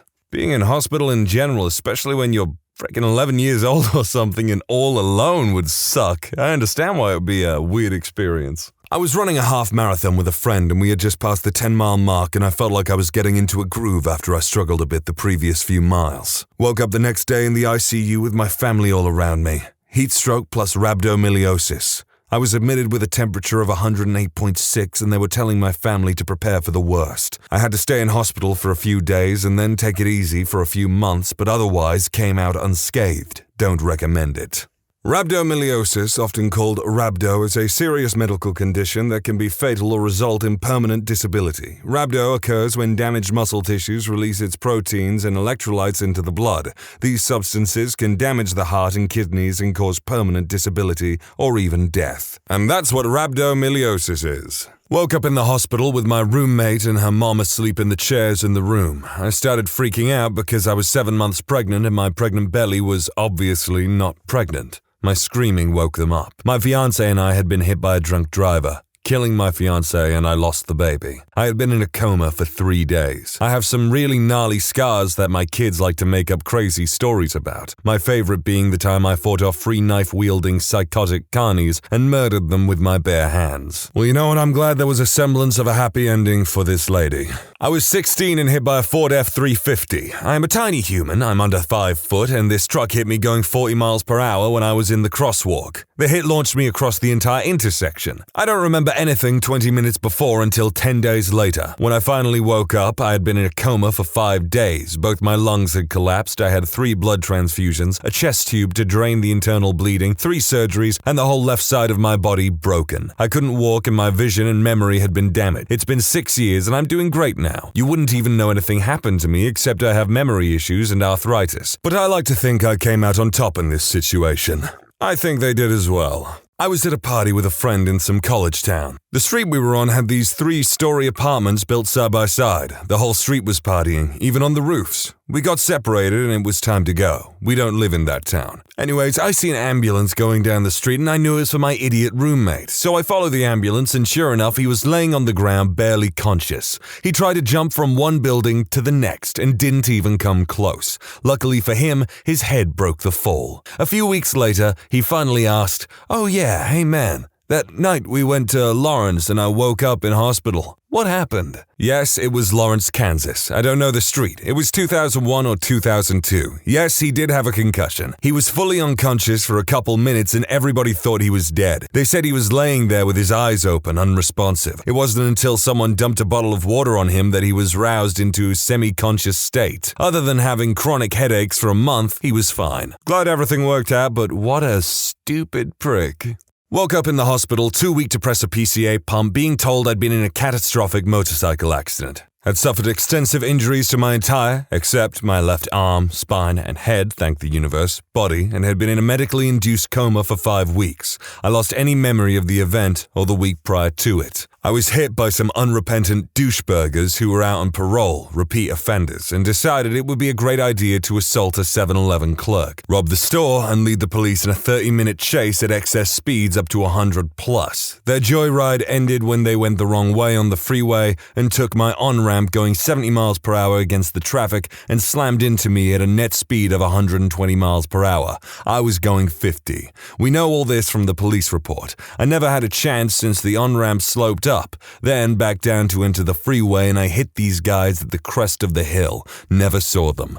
The impact sliced through their engine block, so they ran on foot after that. The police recorded their statements after being followed by helicopter and being apprehended as, "What you arresting me for?" They got 9 and 5 years in a plea deal and I was notified when they were each let out after serving less than half the sentence. Please note they were 100% sober, knew they hit me, and they left me to die. I'm a generally compassionate person, or at least I try to be, but I hope their lives are a living hell and that they live a long time. I hope they never get the chance to hurt someone again, but I fully expect that that's what they've done. For my own mental health, I'll never try to find out what's become of them. This was over 10 years ago and I have a good life now. Loving GF, a mortgage, a super smart border collie, everything I ever wanted, although it's been a serious struggle. I didn't get any money except for $50K from the Victims of Violent Crimes Fund, plus, remarkably, their auto insurance. My medical bills were $3 million plus, but I was insured, thankfully, since I just started the job 6 months prior. I used that money in my hospital/recovery time to get my MBA and have worked hard as hell to move up in my new career since I knew I had to change. I'm not very agile anymore. I'm still severely and permanently disabled. I'll never run again, nor have any real balance. I need a cane and lost the use of my dominant arm. But I'm lucky since I still have my faculties and look relatively normal. I don't own a motorcycle anymore and will never attempt to ride again. You need 100% of your physical faculties as well as mental to do it safely. I don't blame my motorcycle at all. I miss riding and probably wouldn't have fared much better in those speeds in a car. If you ride and are reading this, please make sure you buy the best safety gear and wear it every time. I'm only here today because I did, and no amount of skill would have saved me from being in the exact wrong place at the exact wrong time. I was wearing a Nolan flip-face helmet, $300 at the time. Thank you, Nolan, for your outstanding quality and commitment to safety. I still have the helmet, and it's scratched and cracked all the way through. That could have been my skull. I agree with your sentiment. Screw those guys, but I do believe you would have fared a lot better in a car. Wife, 2-year-old son, and myself went to visit a couple of friends out in the country. Had some food, had a couple of drinks myself, had an amazing time. Wife was sober. I was wrangling my young one back into his car seat to go home. He was so overtired and unhappy, but I made sure he was good and snug, and pulled out of the driveway after waving goodbye to our friends. I came to almost a month and a half later. I could barely move my legs and arms due to the neuropathy and fatigue. I had a feeding tube up my nose and a colostomy bag. The doctors told me that I had actually come to a couple days before while I was still in intensive care, but the nature of the anesthetic they had me on meant I kept kinda waking up, fading back, and forgetting everything. At this point, I was able to remember things normally. They told me right off the bat my son was fine, completely unharmed and in the care of a very old and dear friend with 3 kids of his own already. My wife was alive and relatively uninjured with the exception of some damage to her leg and a moderate brain injury that she would recover from slowly. They kept the details about the accident from me for a few weeks while I was recovering, but basically my wife missed a stop sign in the middle of a dark, poorly marked country road and we got T-boned by an SUV. Other driver was fine. It's been over 2 years since the accident. I got the strength back to walk again, but because of pins, bolts, plates in my left ankle and shin, I'll never likely be able to run again. The neuropathy in my legs wore off and eventually wore off in my arms to the point where I can use them normally again, but it was a lot of therapy retraining them. Suffered PTSD about 10 months after by the time I was back at home. From time to time, I still have nightmares about something that I don't technically have the ability to remember. That is just downright scary. Smash cut to a month and a half later and you don't remember anything, but you're getting PTSD-driven nightmares about it? Not me, but my girlfriend's sister jumped out of a window Tuesday morning. She's schizophrenic, so there's other issues there besides just trying to self-delete. She's still sedated and hasn't woke up. Broken vertebrae in neck and lower back, but they don't think she's paralyzed. Slight bleeding on the brain that they're relatively sure didn't cause damage. Busted ribs and torn up lungs they had to remove part of yesterday in surgery. Some other broken bones, etc. They have her sedated/unconscious to prevent her from moving due to the broken vertebrae. I wonder if she'll be disappointed when she wakes up later in the week. On the plus side, her parents are having a Cambodian guy come in to do an exorcism, so that's going to fix everything. Love her, but her parents are something else. Old school Vietnamese. Maybe this is just me, but I imagine she was exceedingly disappointed when she woke up. Snowshoeing, and by snowshoeing I mean a short, slow trip on a relatively flat, groomed trail because I in no way represent an athlete. Finished the trip and am standing on the edge of a parking lot looking over Lake Tahoe from Echo Summit. Next to me, 2 guys are filming some sort of ski ad, I assume. One guy skis down the cliff, hits a mogul, does a somersault, and then somehow stops to climb back up and repeat. Guy 2 is filming. Skier guys may be covering about a football field distance over and over again. It's a cliff and he acts about like he's getting up during an ad to get a soda from the TV. Ski, mogul, flip, stop, up, repeat. I enjoy the view and muse on the comparison between my pathetic activity and this guy's and think, okay, time to go. I immediately fall on the ground and can hear my wrist snap as it's caught in the strap on my ski pole. Get up, walk painfully back to my car, a quarter mile, curse all the families driving erratically and allowing their children to careen around the snow play park. I'm a little grumpy with the pain, then realize I can't get my keys out of my pants pocket. Ask a woman who looks like a mum to help. She steps into that extremely uncomfortable, intimate distance and reaches her hand deep into my disgusting pocket and fishes out my keys. It was very awkward. I thank her profusely and to this day will bless her and wish that she and her descendants may people the earth. Drive to Barton Hospital for a temporary cast. Drive home. It's not easy driving with one arm and it's no doubt illegal, but I made it. I have another equally exciting story about a broken and dislocated shoulder from a bike ride. Doesn't exactly fit the criteria of this topic, but it was a nice shake-up, I suppose. I remember parts where the paramedics were taking me to the hospital in the ambulance, asking me about a 666 tattoo I had and something about how one of their sisters also attempted self-deletion. But I lost consciousness again before I could say I didn't remember even thinking about self-deletion. I woke up in the hospital and apparently I drank way too much and my dad found me unconscious. Everyone thought I tried to delete myself because I was alone, so it took a while before they just let me go without being taken to a psych ward. I was actually pretty depressed, and now I wonder if I was trying to die. I just feel bad about apparently throwing up on my cat before anyone found me. My dad said she was meowing next to me until someone came home. Not gonna lie, I almost lost it when they mentioned that they threw up on their cat. But I also have to commend that cat for its level of loyalty. TLDR, woke up from a coma with fungal pneumonia, spent about 76 days in CCU, had left lung removed. I might have a story that fits in here. Happened about 3.5 years ago. I'd been kind of sick with the flu for a few weeks. Couldn't seem to shake it. I'd get a little better, then a bit worse. This was right before Christmas 2012. That year, Christmas Eve and Christmas was on a Monday and Tuesday. So I was just pushing myself to get to that sweet 4-day weekend, thinking I'd just relax and that'd get me past it. So I rested hard all weekend, wasn't eating much, just stayed in the easy chair. The day after Christmas, I still wasn't feeling up for work. I was still at my folks' house for the holiday, so my mom being my mom was all, if you're too sick to work, you're going to the doctor. I didn't have insurance at the time, so I hadn't been. Went to one of those urgent care places instead. I was there for a little while, don't remember much around this point. I remember we left after a while, then waking up in CCU about 12 to 14 days later. Turns out I have the beats. Now, I hear from a lot of people that this is how they find out they are diabetic, either very low blood sugar or you go into DKA and get flu/pneumonia. This is where my story takes a house-like turn.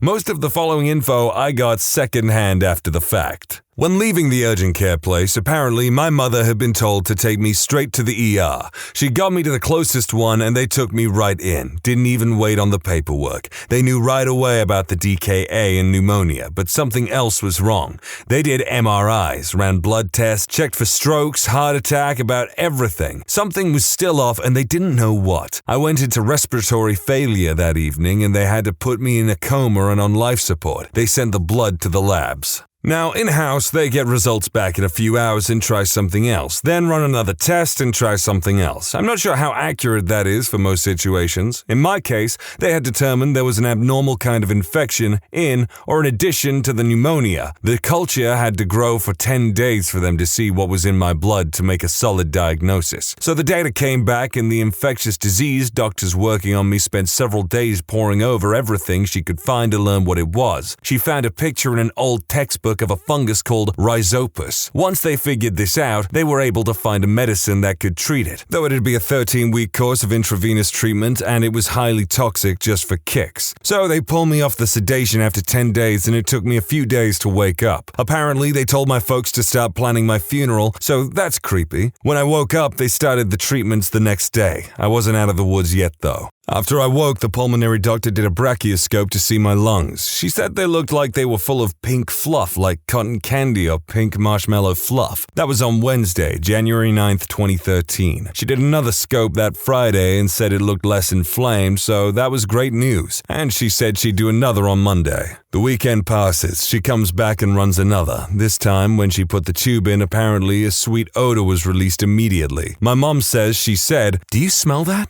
Something smells sweet." My right lung looked even better. My left lung, well, she said looked black and green and spiky, so that's a bad thing, I guess. The lung had begun to die. This is a part I remember for myself really clearly. I woke up from that procedure and the nurse told me to wait a moment and left the room. She came back with the pulmonary doctor, a surgeon, and my mom and dad. Oh gee, mom and dad have been crying but are smiling through it. That's not a good sign. The surgeon explained what they found and said we pretty much have two choices. We can do surgery and remove your left lung, and you have about a 50-50 chance of surviving, or we can keep you on the medicine and do everything else we can for you. Now, even being all doped up and half asleep, I knew that meant praying for a miracle and making me comfortable while I died. Now, I'm a Christian. I have faith in miracles and such, but I also believe one of the greatest things we have as a species is a brilliant and curious mind that has led to such things as music, art, bacon, and medicine. So I'd be a fool, in my opinion, to ignore the advice and help of the fine doctors and nurses in front of me. And to be honest, I remember thinking to myself in that moment, I've never had a major surgery. It'll be interesting if I come through. So I wrote surgery on the little marker board I had since I couldn't speak. I had surgery the next morning where they removed my full left lung. Afterwards, I remained in CCU for a total of 76 days, 99 days total in the hospital. I still had to run the full 13-week course of that medicine. I had a lot of rehab and therapy for months after. A lot of it dealing with the extensive muscle atrophy in my legs and arms and pretty much everywhere. 3 years later, I've much improved. I lost a bit of mobility in my feet, both from the atrophy and the diabetic neuropathy. My stamina isn't what it was, obviously, as my oxygen capacity is about 55% of what it was, we think. At rest, I still can hit about 95 to 97% blood saturation, which is normal. At moderate to heavy activity, it drops pretty fast. Still working on improving that. Got a good job, got a girl. Overall, things are actually a lot better than it was before. Nothing like almost dying to spice up your life. I feel like I emphasized the fine doctors and nurses a bit too much. It made it sound like they were all kind of sexy. Like everyone else on here, I'm glad things mostly worked out and there was no loss of human life in these. I can only imagine what it would be like to just wake up and it's like, oh damn, like what happened to me? It'd be very interesting, of course, but it'd be scary as hell. Actually, on that note, I do remember being in hospital, going under anesthetic, and then waking up like 2 days later or something. Of course, in comparison to a lot of people on here, that is absolutely nothing.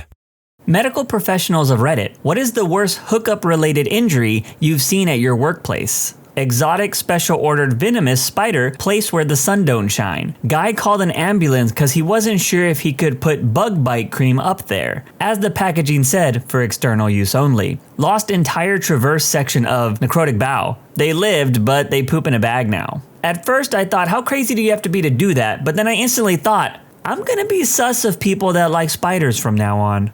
Mini lava lamp stuck in the rectum. Power cord was sticking out like a tail. Mini lava lamp stuck in a rectum? Sounds like a Card Against Humanity's card. Did you try unplugging it and then plugging it back in? Broken pee-pee. Dude's testes were the size of grapefruits. I assumed the internal artery was pumping blood into them from somewhere. Wasn't MA then, now in med school. It was a neat injury, but nothing we could do for him at the urgent care. He needed surgery for sure. Did see a bottle stuck up in a bum x-ray as well. I'm not one to judge. Keep on freaking on. But don't put glass up your bum, please. Anyone who's had the misfortune of watching One Man, One Jar in the mid-2000s knows better. Childhood memory unlocked. Countless cases of stuff stuck you know where. Pee-pee sticks, lady toys, cucumbers, toilet bowl brushes. If it's possible to get it in there, then someone's needed it surgically removed. Toilet bowl brush was the most shocking. However, the funniest was reconstructing a giant white, oddly realistic, veiny looking pee-pee on the back table to make sure they had pulled it all out. Pro tip, if you get something stuck up there, don't make up some fantastical story about unclothed light bulb changing. We know how it got there. You know how it got there. There's no shame in liking that stuff. Just tell us your personal time went awry. It would be kind of funny if a doctor did believe those wild stories and then was like, man, I never thought that could happen. I used to work weekend night shifts. Had a young girl come in one weekend. Despite her age, she had a hip replacement and it was dislocated. ER put it back in and she went on her way. Next weekend, she's back again. Same thing. Third weekend in a row, and there she is. Finally, I ask what she's doing to dislocate her hip so much, and she says her boyfriend keeps bending her leg back too far while they hook up. I told her to try different positions. Talk about not caring about your partner's well-being. Dude stuck a pencil up his urethra. What is porous? It got stuck. For a day. He couldn't pee around it, and initially, that's what his complaint was, urinary retention. Finally, in the exam room, when the doc asked him what the freak, with the eraser sticking out of his pee-pee, the guy finally fessed up. He ended up needing surgery. He was also like 70 years old enough to know better. Damn, in his 70s and still being a freak? You go, Grandpa. Uncle-in-law, who's an anesthesiologist, had a patient come in that had poured concrete in his bum while trying to make a custom pee-pee stick. They had to chisel the concrete out of his bum. Excuse me, he did what now? Back in medical school, I was on a surgery rotation with a classmate. Our first day, we got split into groups. By chance, my first case was an appendectomy. His first case was helping deliver a jewel-encrusted pee-pee stick from the bum of a 250-pound guy. He was at the business end when it crowned and was responsible for catching as the surgeon pushed from above. Gives a new meaning to the terms pitch and catch. Worked at a physical therapy clinic for years. 78-year-old man came in with a herniated disc in his neck after satisfying his girlfriend. He was a longtime patient and friend of the therapist, so we got the whole story. Our patient, P, was old, rich, and single, and loved all the sleazy bits that came with it. One day, his 39-year-old girlfriend asked him to return the favor, so P goes to town for the first time ever at age 78. Not really knowing what he was doing, he went at her like a dog drinking water, his words. A few moments later, he felt a pop and his arm went numb. He came to us with a nearly useless left arm about 2 days later. My boss was laughing so hard during the eval that I went into the treatment room to check on him. P insisted I stay and hear the whole story. P died a couple months later from something unrelated. I miss that crusty old bastard a lot. Wait a minute, for the first time at 78, Mr. P? Come on now, don't be selfish like Mr. P, everyone. Also, he died a few months later. Anybody else kind of thinking it's a little suspicious? A janitor heated up petroleum jelly and injected it into his pee-pee with a syringe. He was trying to make it bigger. He kept adding more. Another janitor saw him and decided to do the same. So it turns out, with nowhere to go, petroleum jelly forms granulomas under the skin, which gets infected. Word was the tip of his thing and the base wouldn't work anymore, only the middle, and abscesses formed, resulting in what was described as the pee-pee looking like, and you might want to brace yourself for this, maggots had burrowed tunnels through it. Janitor 1 was hospitalized for several weeks. As for Janitor 2, he ended up with several ulcerating wounds in his pelvic region. You could stick a finger in them. They were that big. Apparently injecting your thing with petroleum jelly is fairly common. Some girls have also attempted to inject this in their chesticles to give themselves implants. It has led to deaths because bits and pieces of it can dislodge and travel to your lungs. First off, ew. Secondly, I think it's important to say that many people in the world are not happy with their bodies, so I would suggest therapy to get help with that issue. And after that, if you still want to improve your body, at least seek out a medical professional. Typically not a medical professional, but I have a friend who was a hospital pharmacist. He said a patient came in with a coffee thermos in his bum. Cap first. He got the rest of the thermos out, but the cap stayed. After a couple of days, he finally decided to go to the hospital because he couldn't get it out. The cap ended up festering bacteria, and he had to have part of his colon removed. Now the guy is in his 30s with a colostomy bag. I've seen a crystal clear imprint of a clothing iron to the bum. The thought process was something like, if candle wax equals kinky, iron equals mega kinky? I don't know. Also, a pair of junkies got wasted and shot a substance in one of the guy's members, and we had to fillet the whole thing. He was distraught about the size difference after. This is why you shouldn't do substances, kids. Makes your member smaller. I had a patient come into the ER with runs of VTAC, dangerous arrhythmia, because his boyfriend sprinkled substance powder on a pee-pee stick and used it on him. It's very absorbent up there, and suddenly your heart is crapping out at the rate of 220 beats per second. Kinda hookup related? On Andrews Air Force Base in the 1980s, a guy was caught doing bad things to a family member. As the cops arrived, he sat on the front concrete steps and hammered his junk off. My mom worked on him in the emergency room. He still ended up in jail. Well, at least he gave himself more justice than the court system would. 18-year-old kid had a cheap pee-pee stick break way up in his bum, was bleeding and needed surgery. In my state, you're not legally an adult until 19, so he had to call his mom for consent, and she demanded staying with him through his entire ER visit. If you want the details, it was probably 7 to 9 inches of plastic. Top 2 inches are what broke off. Also, yes, the medical consent rules are screwy. Applies to SA as well, unless the parent was the suspected assailant. Not my story, but my mom's. She used to work in the oncology department at her hospital a while back. One day she came home, sits me down and says, syphilis in the eye. You always make sure your partner is clean. Don't take their word for it. I don't care what you do, just syphilis in the eye. That's all I needed to hear. Labia hematoma. Couple had hookup time, then got into a fight. He kicked her in the crotch. This bursted a blood vessel in the labia, which made it swell to the size of a large pear. That crap hurts. She used many colorful words to describe what she thought of him. My friend works at an ER in a small rural area in Canada. Apparently, this young guy comes in and has a can of Axe body spray stuck up his rectum. He was extremely embarrassed, and his excuse was that he accidentally sat on it. The crazy thing about this story is that I bet if the dude farted, you probably wouldn't be able to tell if it was him or the Axe body spray. A guy came into the emergency department because his bum hurt after his boyfriend, how do you say, put his whole hand up there, he had torn his bowel and had to get a colostomy. It wasn't life-ending or anything, but imagine going to the ED after hooking up and getting told that you're getting a freaking colostomy. I had a woman in her 50s that had her boyfriend do the same thing while they had recreationally taken muscle relaxers. She apparently was really into it and wanted him to be rougher with her. Then he pulled his arm out and noticed that there was blood everywhere. He called for an ambulance and she had a significant bowel tear. She had surgery and also got a colostomy, and several complications post-op and ended up on a ventilator long-term, unable to wean. Her grown children didn't know what caused it. The boyfriend was very attentive and stayed by her side. He was very nice, and I know he had to be dealing with some guilt.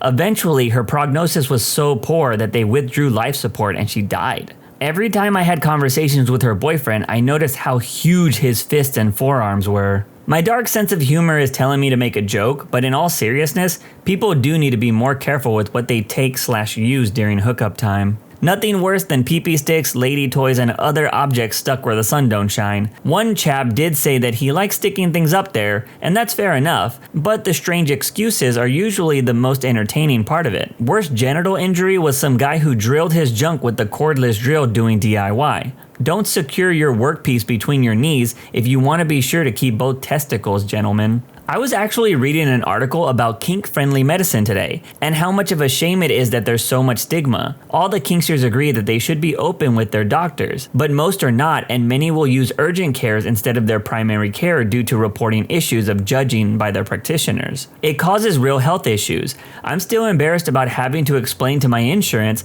that I both ran my car off an icy road and also got flogged so hard I had to stop because my spine hurt in the same week. So I couldn't really tell which one caused my back injury. They wanted to send it to my car insurance company. Oh, and they called during work hours, of course. I would have busted out laughing if I heard my coworker telling their insurance that they got their back blown out and needed to file a claim. Infected penile implant. His member looked like a purple tall boy beer can. They had to take him to the OR, literally filleted his man parts, take out the implant, and wash it all out. Worst part is they left him open for several days. Ick. I've actually read that men that get penile implants, it's not guaranteed that your junk works after. I think I'd rather have my stuff work than it looking better. But hey, to each their own. My mother worked in the ER and told me a story about a guy who was wasted on fairy dust and couldn't get it up. His friend told him to stick a chicken bone in his pee-pee and he would be able to hook up. He shoved the chicken bone in knuckle first and it shredded the tip of his pee-pee.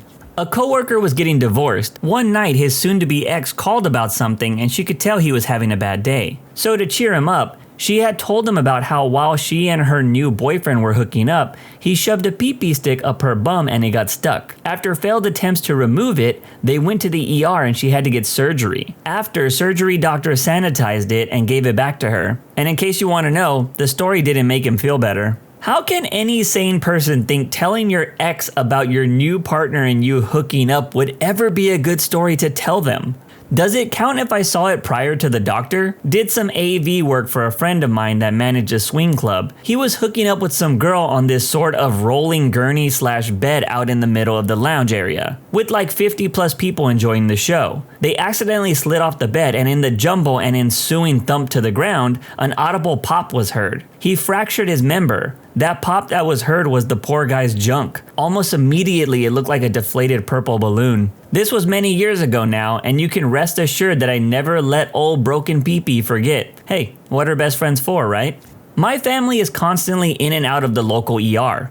Last time I went there for a concussion, there was a man in there with his wife for heart palpitations during hookup time. He started having a slow heart attack while they were doing the deed, and they ended up admitting him. There was also a girl in there, wasted out of her mind, claiming she hooked up with multiple different guys, like 3 or 6, and had gotten pregnant from all of them. But then her friends had kidnapped her and had given her a particular brownie with stuff in it, but she didn't know what kind of stuff. And the brownie made her lose her baby, and now she was dying. According to the conversation the doctor kept having with her, she had come in 3 times in that month claiming she was pregnant and worried about her baby. Each time they tested and all the tests came back negative. She started her period and it caused her to insist that she had lost the multiple men's baby. And it was the fault of the brownie she had in San Diego 3 days ago. She started wailing when they gave her some meds to calm her down, claiming that they were killing her baby with injections, and that she would call up her friends who kidnapped her and force her to eat the deadly brownie as proof. I'm not sure what ended up happening to her and her apparent psychotic break, but I'm hoping that they got her some help because she was clearly out of it. Dentist here. In dental school, definitely saw a girl with an inflamed palate that was worried about an infection. Did some tests, nothing looked infectious. Faculty member pulls me aside and was like, yeah, that's a bruise from a certain type of action if you catch my drift. Might not be a major injury, but definitely memorable. We actually learned/saw this in oral pathology class. It can happen because of continuous trauma to the palate. Just like you get a bruise on your arm with continuous hits, even if they aren't too hard. I'd recommend swishing with a saltwater rinse a couple times a day for a few days to help with the swelling, and maybe take a break until it heals. I'm sure AV stars know all the best health tips for these types of injuries. Dissected vertebral artery from a mouth hookup, essentially a big brain hemorrhage. Did not end well either. My mom is a secretary at a hospital, so she had heard a few stories. Apparently a person had come in with a carrot stuck up their bum. Says it got stuck up there because he fell on it while they were cooking without clothes. I'd like to take this moment to thank everyone in this thread for making sure my genitalia never works again.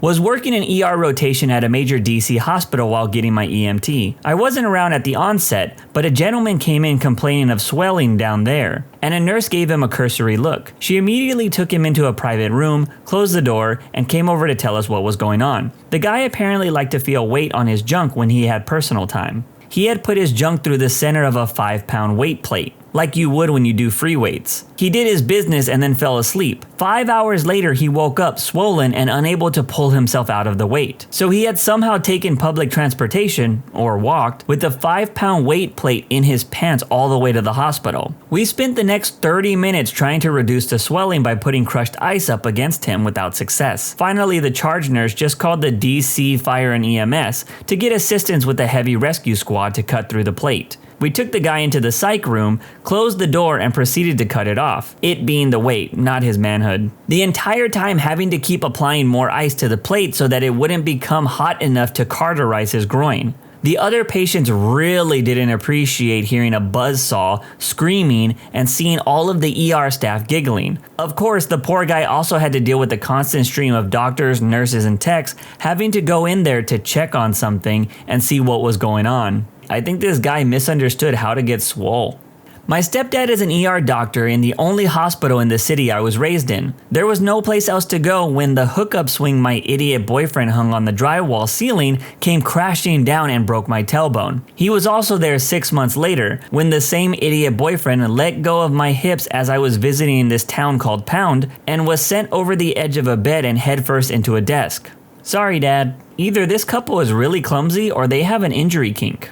We get inmates at my hospital because they're right down the road. They like to inflict injuries upon themselves to get out and spend a day here. The best from the inmates was a guy stuck a razor blade up his urethra, then proceeded to shove it up further with the pen. The pen put a hole in his urethra, and of course the razor shredded it. I think I'm gonna throw up after hearing that story. So I have a patient who came in due to a rash on his pee-pee. When asking about what caused the rash, he states, "I had a really rough hookup." Like really rough. I just nod my head and inform the doctor. We both give each other a what the freak look, and she proceeds to speak with the patient. The patient told her the true reason why he has the rash, and it was because he dry humped his girlfriend so roughly that he basically gave himself carpet burn on his pee-pee from his pants. No one ever talks about the dangers of the dry hump. Had this poor girl come into the ER a few weeks ago. Simple hookup went wrong case, and she was basically bleeding from her hoo-ha. They think she had some weak arteries down there and one must have just ruptured. Full disclosure, this happened to me. I noticed a small amount of bleeding immediately after.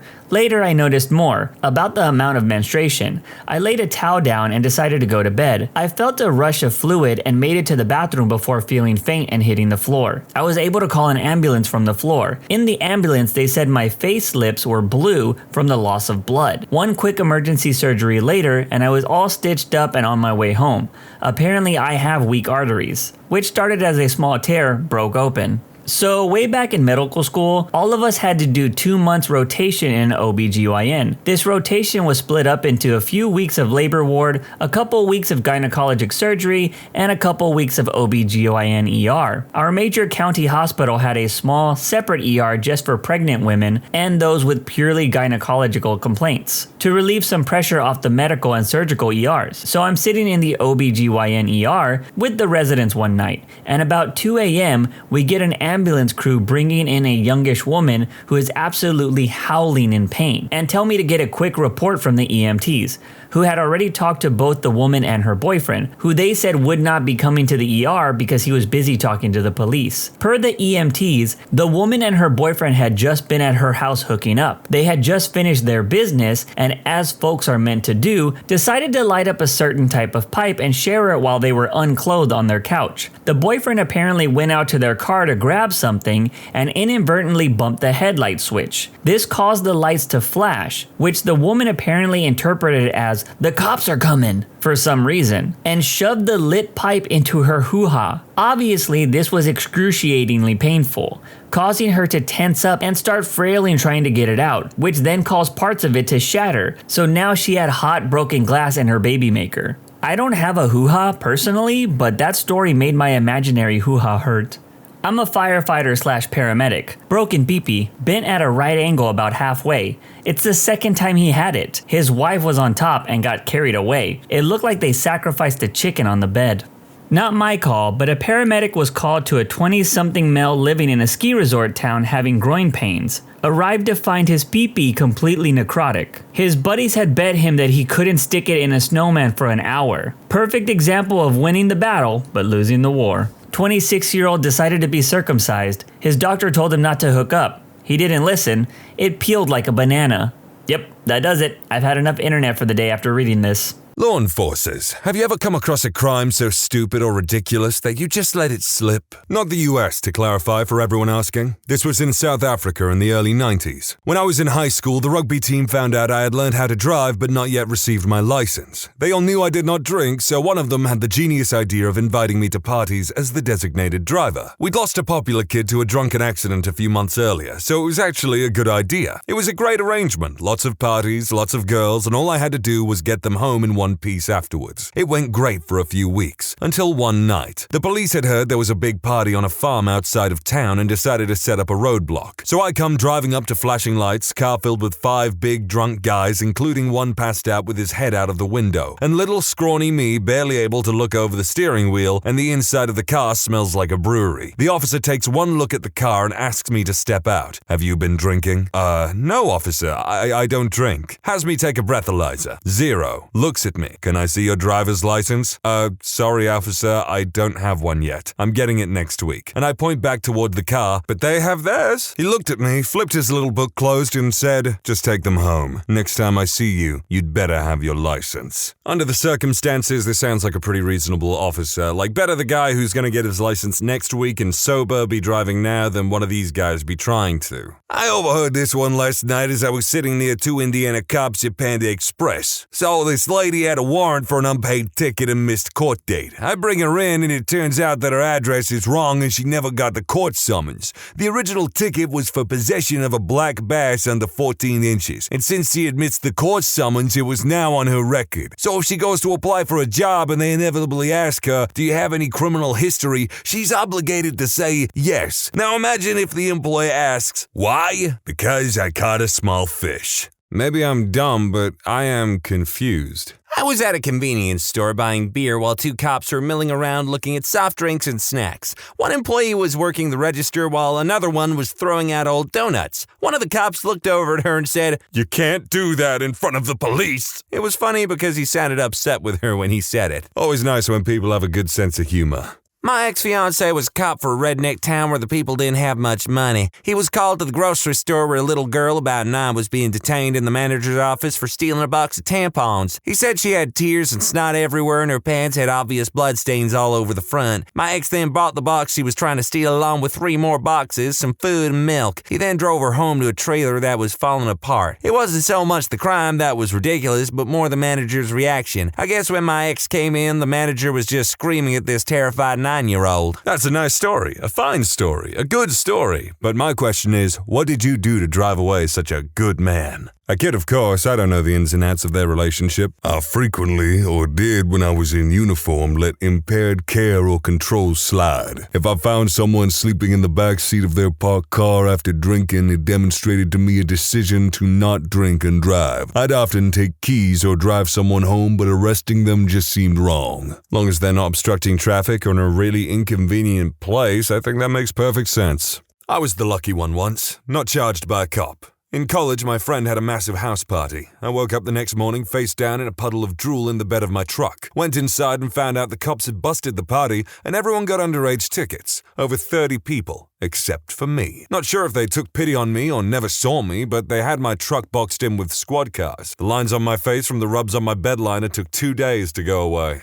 Well, aren't you a lucky boy?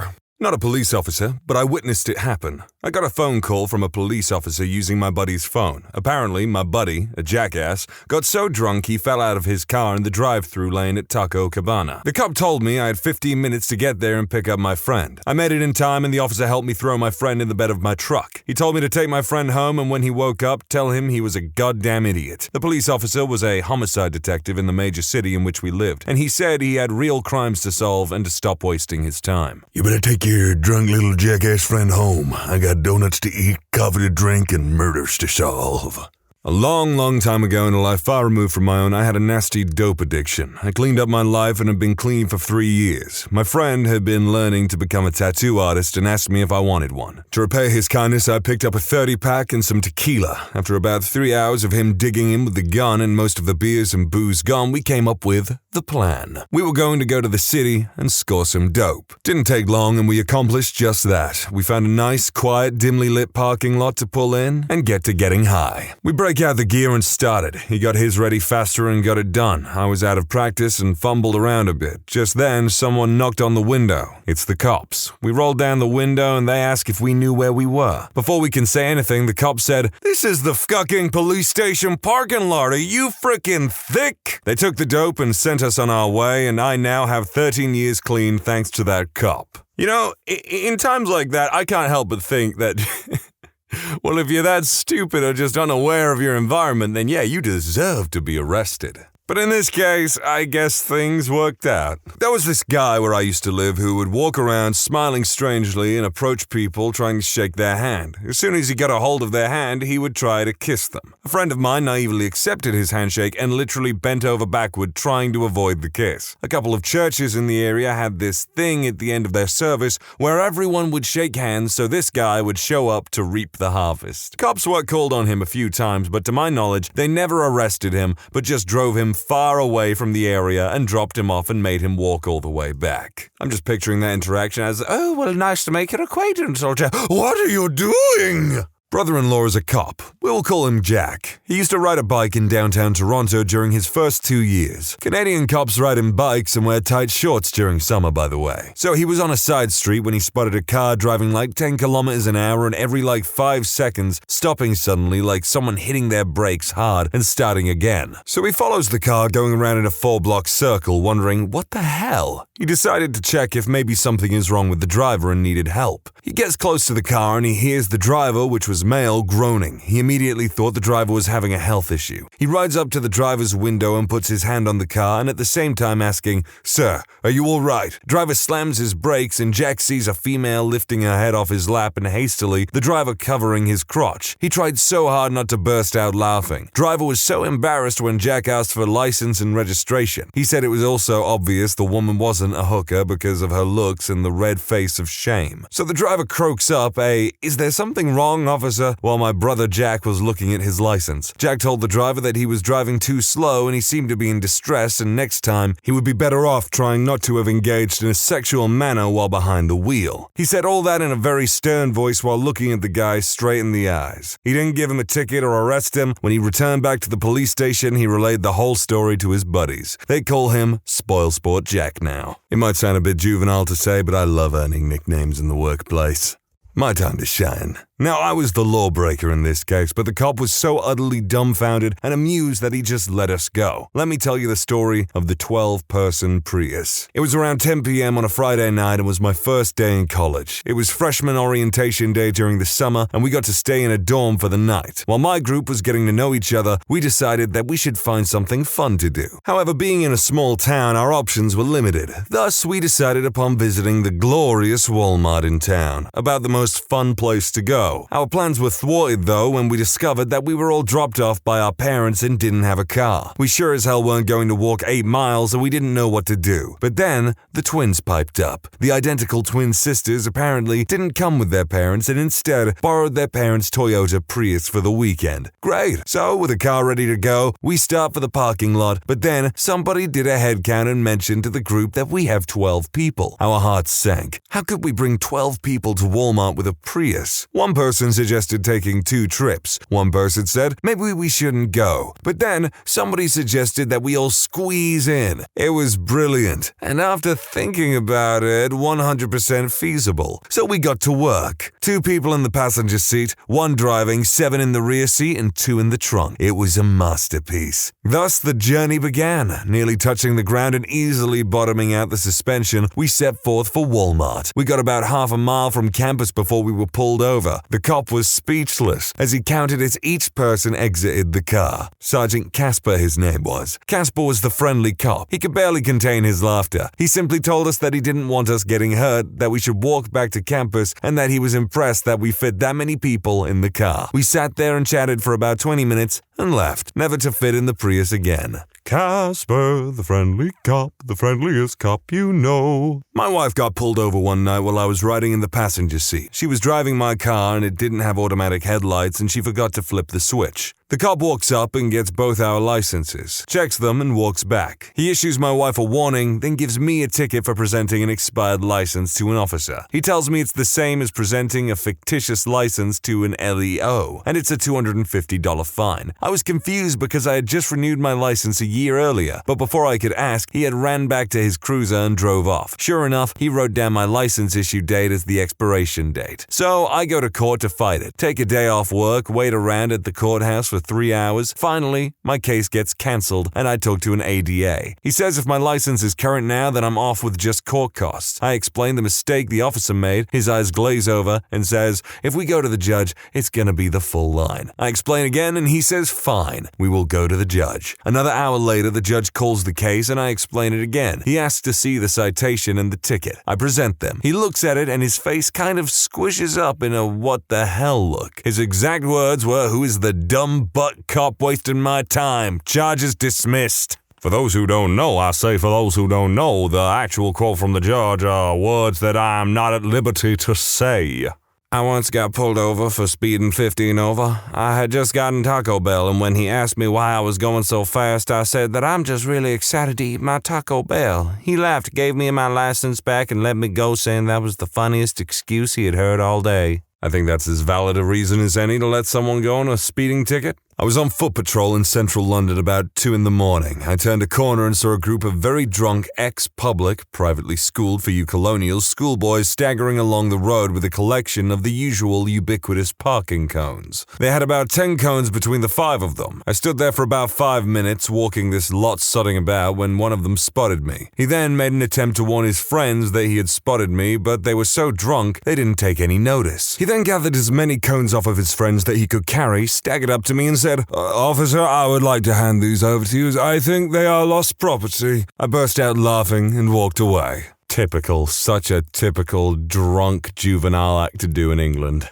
I was young and went out to buy some condoms at a store. I spent a long time standing there trying to figure out what to get. Finally grab a box, then wander around the store working up the nerve to actually purchase it. I chicken out, put them on some random shelf, then go walk out of the store. As I get to the door, some lady in her 40s comes running up to me and in a slightly out-of-breath voice demands I hand over the condoms. I'm shocked and answer, wide-eyed, that I don't have them. She doesn't believe me, so I sheepishly lead her to where I ditched them. As I leave, a Again, I realized just buying them would have been a lot less stressful. My advice for buying condoms is just slam the pack down and do not break eye contact no matter what. They'll respect you because you're practicing safe sex. I was hammered one day walking home with a bunch of my friends. I see a trash can and running dropkick it. Of course, it sends trash everywhere, and all I hear on a PA is, "Pick it up." Cop there the whole time, never got out of the car. I picked up the trash can and put all the trash back and went on my way. Cool cop. Give a hoot, don't pollute. When I was in high school, my buddy and I left during lunch to go get our biology cat that he'd left at home. A biology cat is one that's being dissected. It was all splayed out and opened up on a dissection tray, essentially a baking sheet filled with wax so you could stick pins in it. We took off in another friend's car, a Beetle with no muffler and flat tires, and screaming to Mac's house about a mile away in a little lower middle-class neighborhood. Got the cat, put it on the back seat, and threw a dish towel over it because, well, it's just creepy. As I'm backing out the driveway, Mac tells me to be cool. There's a cop down at the intersection. We putter down the street and stop at the stop sign, and suddenly we're surrounded. Plainclothes cops come up and block us behind. 2 standard cop cars come from each side of the intersection and block us in front.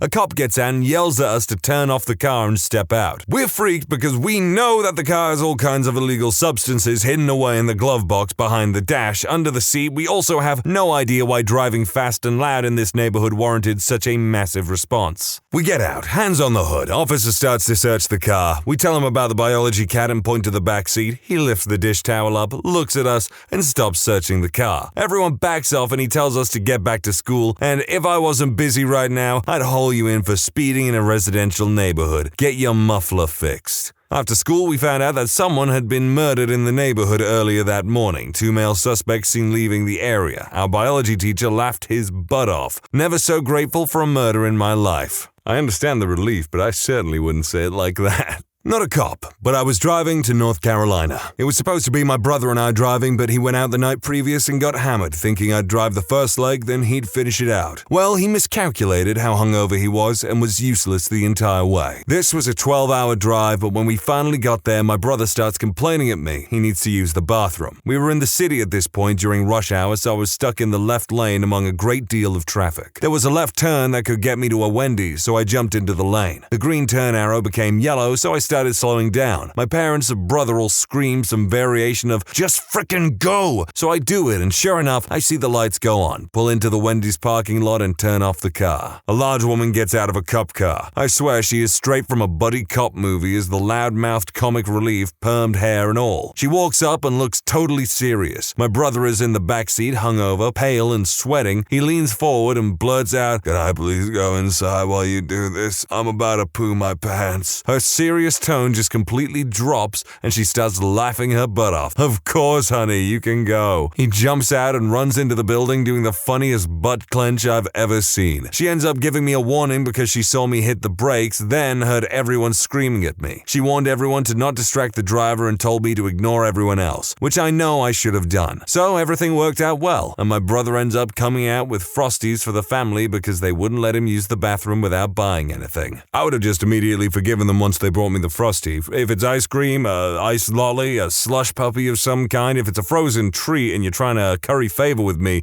well, you've got it, baby, you've got it. When I was in college, I woke up one morning to knocking on my door. I sleep naked, so just grabbed what was on my floor. It was a tank top and a frilly pink skirt. I opened the door to see a cop. At this point, I am experiencing the absolute worst hangover in the world and very possibly still partially drunk.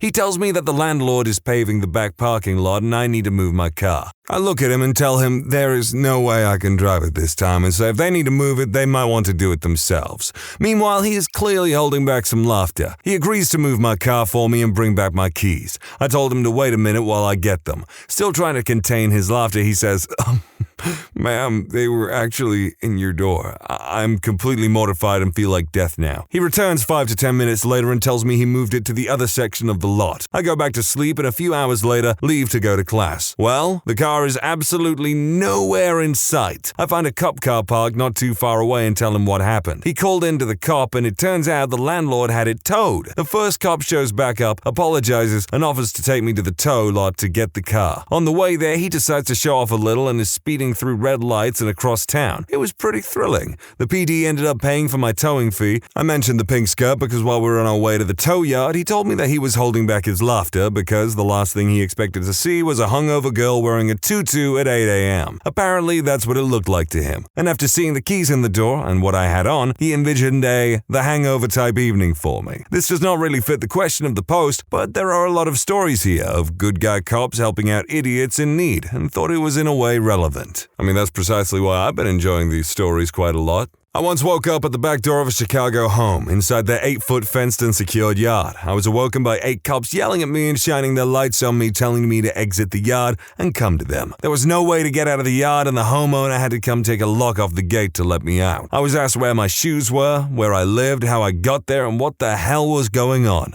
I explained I went to bed on my friend's couch around 10. Inside my pockets, they found a giant glass pipe and an even bigger piece of devil's lettuce cola bud. After some serious what the hell looks and giggles from the greatest cops in the world, I found myself being given a ride 2 blocks away to my friend's house. I apologized for being a sleepwalking idiot and for the illegal substances, which I then realized was still in my pocket thanks to some pretty awesome Chicago cops. They do sound like some pretty understanding and cool cops. But for real, how the hell did you sleepwalk 2 blocks away? I mean, the most I've ever seen someone sleepwalk is like 5 feet and then pee on a television set. When I was 18, I got pulled over. Policeman asks, "Do you know why I pulled you over?" I say, "Yes, because I did an illegal U-turn." He says, "No, because you ran a stop sign." He was so amused by my stupidity that he let me go. Some of these policemen sound extremely easy to please. My friends and I were driving home one Saturday night and spotted a car that looked like it had veered off the main drag and up against a building. We approached the car and tried to see if the driver was okay, but he was unresponsive, so we called 911 and the police showed up. They roused him and started asking him questions such as, did he have ID? No. What was his name? He didn't know. What was his address? He wasn't sure. The more he talked, the dumber and more stoned he sounded. They asked him if he lived in Portland, the city where this was occurring. He replied, "Portland?" Like he had never heard of the place. They then asked if he was from Beaverton, Vancouver, Gresham, Oregon City, Hillsborough, etc. Each time he responded as if he never heard of any of the cities mentioned. The cops paused as if they had run out of questions to ask, so I thought I might be able to help. I asked the driver if he lived in Oregon. He stonily replied, "Where's that?" I informed him it was on the west coast of the USA between Washington and California. He asked, "USA? What's that?" I replied that it's the main country in North America. "North America?" he says with more confusion. "Yes," I tell him. "North America is one of the continents of planet Earth. Are you familiar with planet Earth?" At this point, both officers are giggling and no longer asking any questions, deferring to my interrogation. The driver looked up in the sky for a few seconds, then returned his glassy gaze to me. "Earth?" he asked. I replied that Earth is the 3rd planet in this planetary system around the star called Sol. "Where's that?" he wanted to know. I replied that Sol was located in the spiral arms of the Milky Way galaxy. Perhaps he was from somewhere in the Milky Way galaxy. That did not seem to ring a bell with him. I asked, "What about the Andromeda galaxy? Might you be from there?" He got a bit excited and indicated that the Andromeda galaxy sounded quite familiar. I turned to the officers and informed them, "He's from the Andromeda galaxy." They were laughing to the point where there were tears streaming from their eyes. I turned back to the driver and asked, "Are you here for the weekend or just passing through?" He hadn't decided yet. I was very interested in how he was able to get his VW bug from galaxy to galaxy, but he wasn't willing or able to share that technology with me. A shame. The police officers give him a ride back to the local detox center where I'm sure he was able to meet some fellow traveler and share good times. Whatever that boy was smoking, it pretty near gave him amnesia. That is crazy. Doesn't even know what galaxy he's from. Men of Reddit, what would be your response to a guy who suddenly starts flirting with your girl? Had a guy buy our margaritas when my girlfriend ordered them for us at the counter. I thanked him from across the restaurant. Free margaritas taste better. My friend ordered a girl's drink at the bar once. Right after the bartender handed it to her, her boyfriend walks over. So what does my friend do? He orders a drink for the boyfriend too. 5 minutes later, I look over and all 3 of them are sitting next to each other, best freaking friends. I took some notes from that guy. He didn't buy her a drink expecting something from her. He just wanted to make her happy. And when he found out that she had a boyfriend, he wanted to make him happy too. And people like him because of that. I bought a birthday party, girl celebrating her 30th, and I got a nasty look from them. One of them came up to me and threw the drink in my face saying, "We're not gonna sleep with you over a drink." Bouncer kicked them out after the bartender clarified that I didn't say a word and was being nice. Yes, Bouncer assumed I was harassing them at first. The good news is I got free drinks for the rest of the night. Am I the only one who thinks that I have a boyfriend or assuming all men want you is very childish? My wife had a guy offer to buy her drinks, and when he said that she was married, he said something to the effect of, "Then let me buy the lucky man his drink instead." Which I thought was a great way to handle it. Get you a bar friend most of the time since the guy gets a free drink, and if he's a jealous or protective type, he will respond better because someone didn't end up buying his girl a drink. Went out with another couple, walking through the area filled with bars. We hear some guys catcalling our lady friend. Something along the lines of, "Yo, you're so hot, I would give it to you." And her boyfriend replies back, "And nothing for me?" This is the way I wish I would handle this situation, but my brain would probably be like, "What did he say? I can't hear you because it's so loud in here." I looked at the dude and said, "Sorry dude, you're not my sister's type." And then I immediately kissed my wife. We were both blonde, so people think we were related all the time. Gosh, I have to have my husband do this sometime. We used to work together and people would come in all the time asking if we were brother and sister. I'd step in and say something, not because I feel like I need to or because my wife can't handle herself, but because I know her and she likes the feeling of being looked after. I know this because she told me. That's very sweet. Just because you stand strong doesn't mean that you should always have to.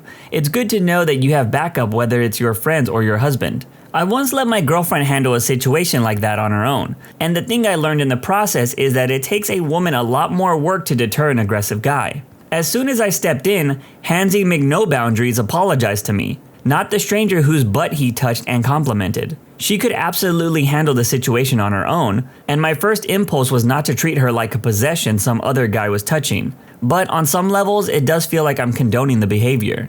This is very true.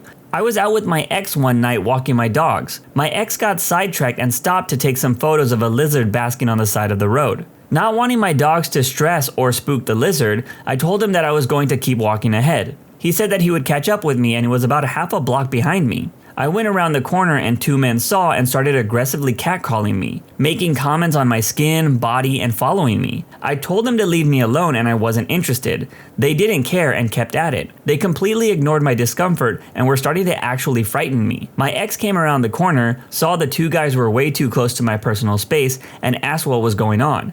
They immediately apologized to him and backed off, not the woman that they were actually harassing and scaring just seconds ago. They apologized to him. It's genuinely heartbreaking how much faster and easier it can be for a man to get another man to leave a woman alone, than for the same woman to get that man to leave her alone. It's worrying to me how common that can be. It is pretty sad that women do have to deal with this type of stuff on a daily basis. Nothing. She is beautiful and I get it. When she shoots them down and they keep trying is when I step in because it's harassment at that point, and that's a problem. Exactly. I had a customer invite my wife on a helicopter ride the other day, totally trying to chat her up. When he asked what she did there, she pointed at me and said, "I'm just hanging out. I'm married to him." After that, you could see him deflate like a balloon. Nothing. My wife just says, "Shh, watch this."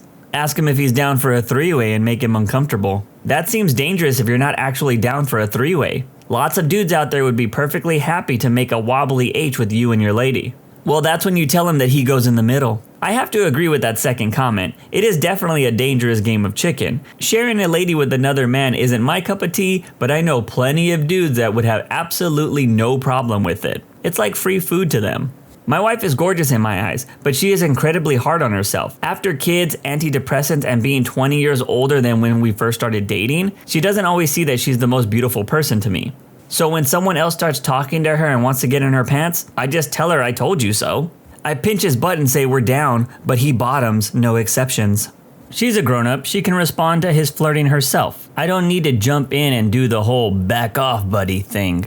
My girlfriend, who is 40, is often pretty useless in handling those situations, giving out unintentional yes signals, further aggravating the situation. She's openly and immediately accepting of compliments in general, but also somewhat blind to more subtle flirtation. So someone flirting with her can take her positive response to a compliment as a green light. It's like she can't distinguish between the friendly and flirtatious "you look hot." and acts if they're all friendly compliments. If someone touches her, she can get uncomfortable and act like it's not happening, possibly post-trauma or fight or flight freeze response, which can come off as being okay with that kind of contact. Someone aggressively tries to kiss her, she'll tend to turn her face away and laugh or giggle, but that doesn't give a clear no response, so she can come off as just being coy. She's aware that she often has no sense that a situation has hookup intent or is headed in that direction if encouraged. And also talked a good bit about this with people. Usually it'll be when something happens out of nowhere. She'll talk to people about it over a week or two trying to figure out what she missed. She'll digest their opinions and advice on what to look for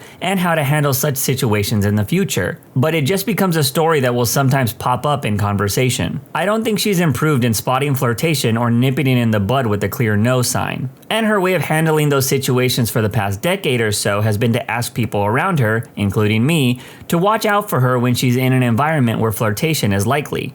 To answer the OP's question, my job is to give a clear no sign or just remove her from the situation. I'm not sure how her friends handle it because I'm not always around, but I do know of one situation where they did nothing, but I imagine it's because they thought, she's an adult, she can make her own decisions, much like what you said, and one would generally assume until they know better. So there are people who need someone to keep an eye out for them and intervene before things get aggressive, as they have on more than one occasion for my GF. This was a great follow-up comment. I sometimes get annoyed with the "she's a big girl" comments because it assumes that women can easily handle or get out of any situation that is presented in front of them.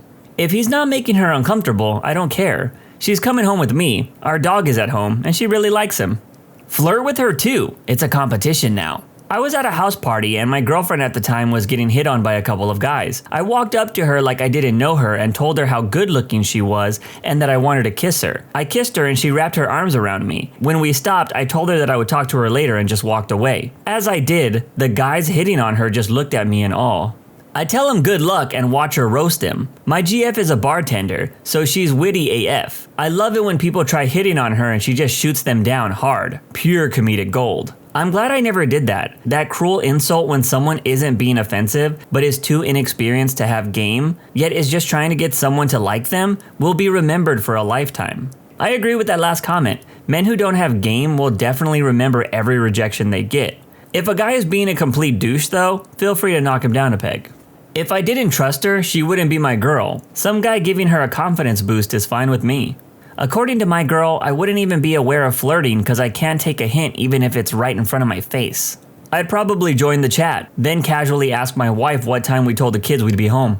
This happened to me not too long ago. My wife is nice and likes to chat people up when she's drinking. Naturally, a lot of guys think that means she's into them. We were at a concert, and I guess the guy assumed that since she talked to him, that she and I were just friends. They only spoke once or twice, but she was dancing and drinking and he had just hung around. After the concert, he came up and started in. By then, I had enough of him checking her out, so I pulled the old, "let's get out of here, I'm sure the babysitter is ready to go home," and the guy just vanished like a puff of smoke. We were both wearing our wedding rings.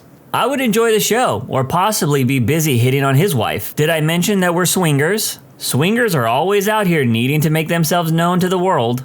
If she's taken by another man by simply talking or flirting, is she really my girl in the first place?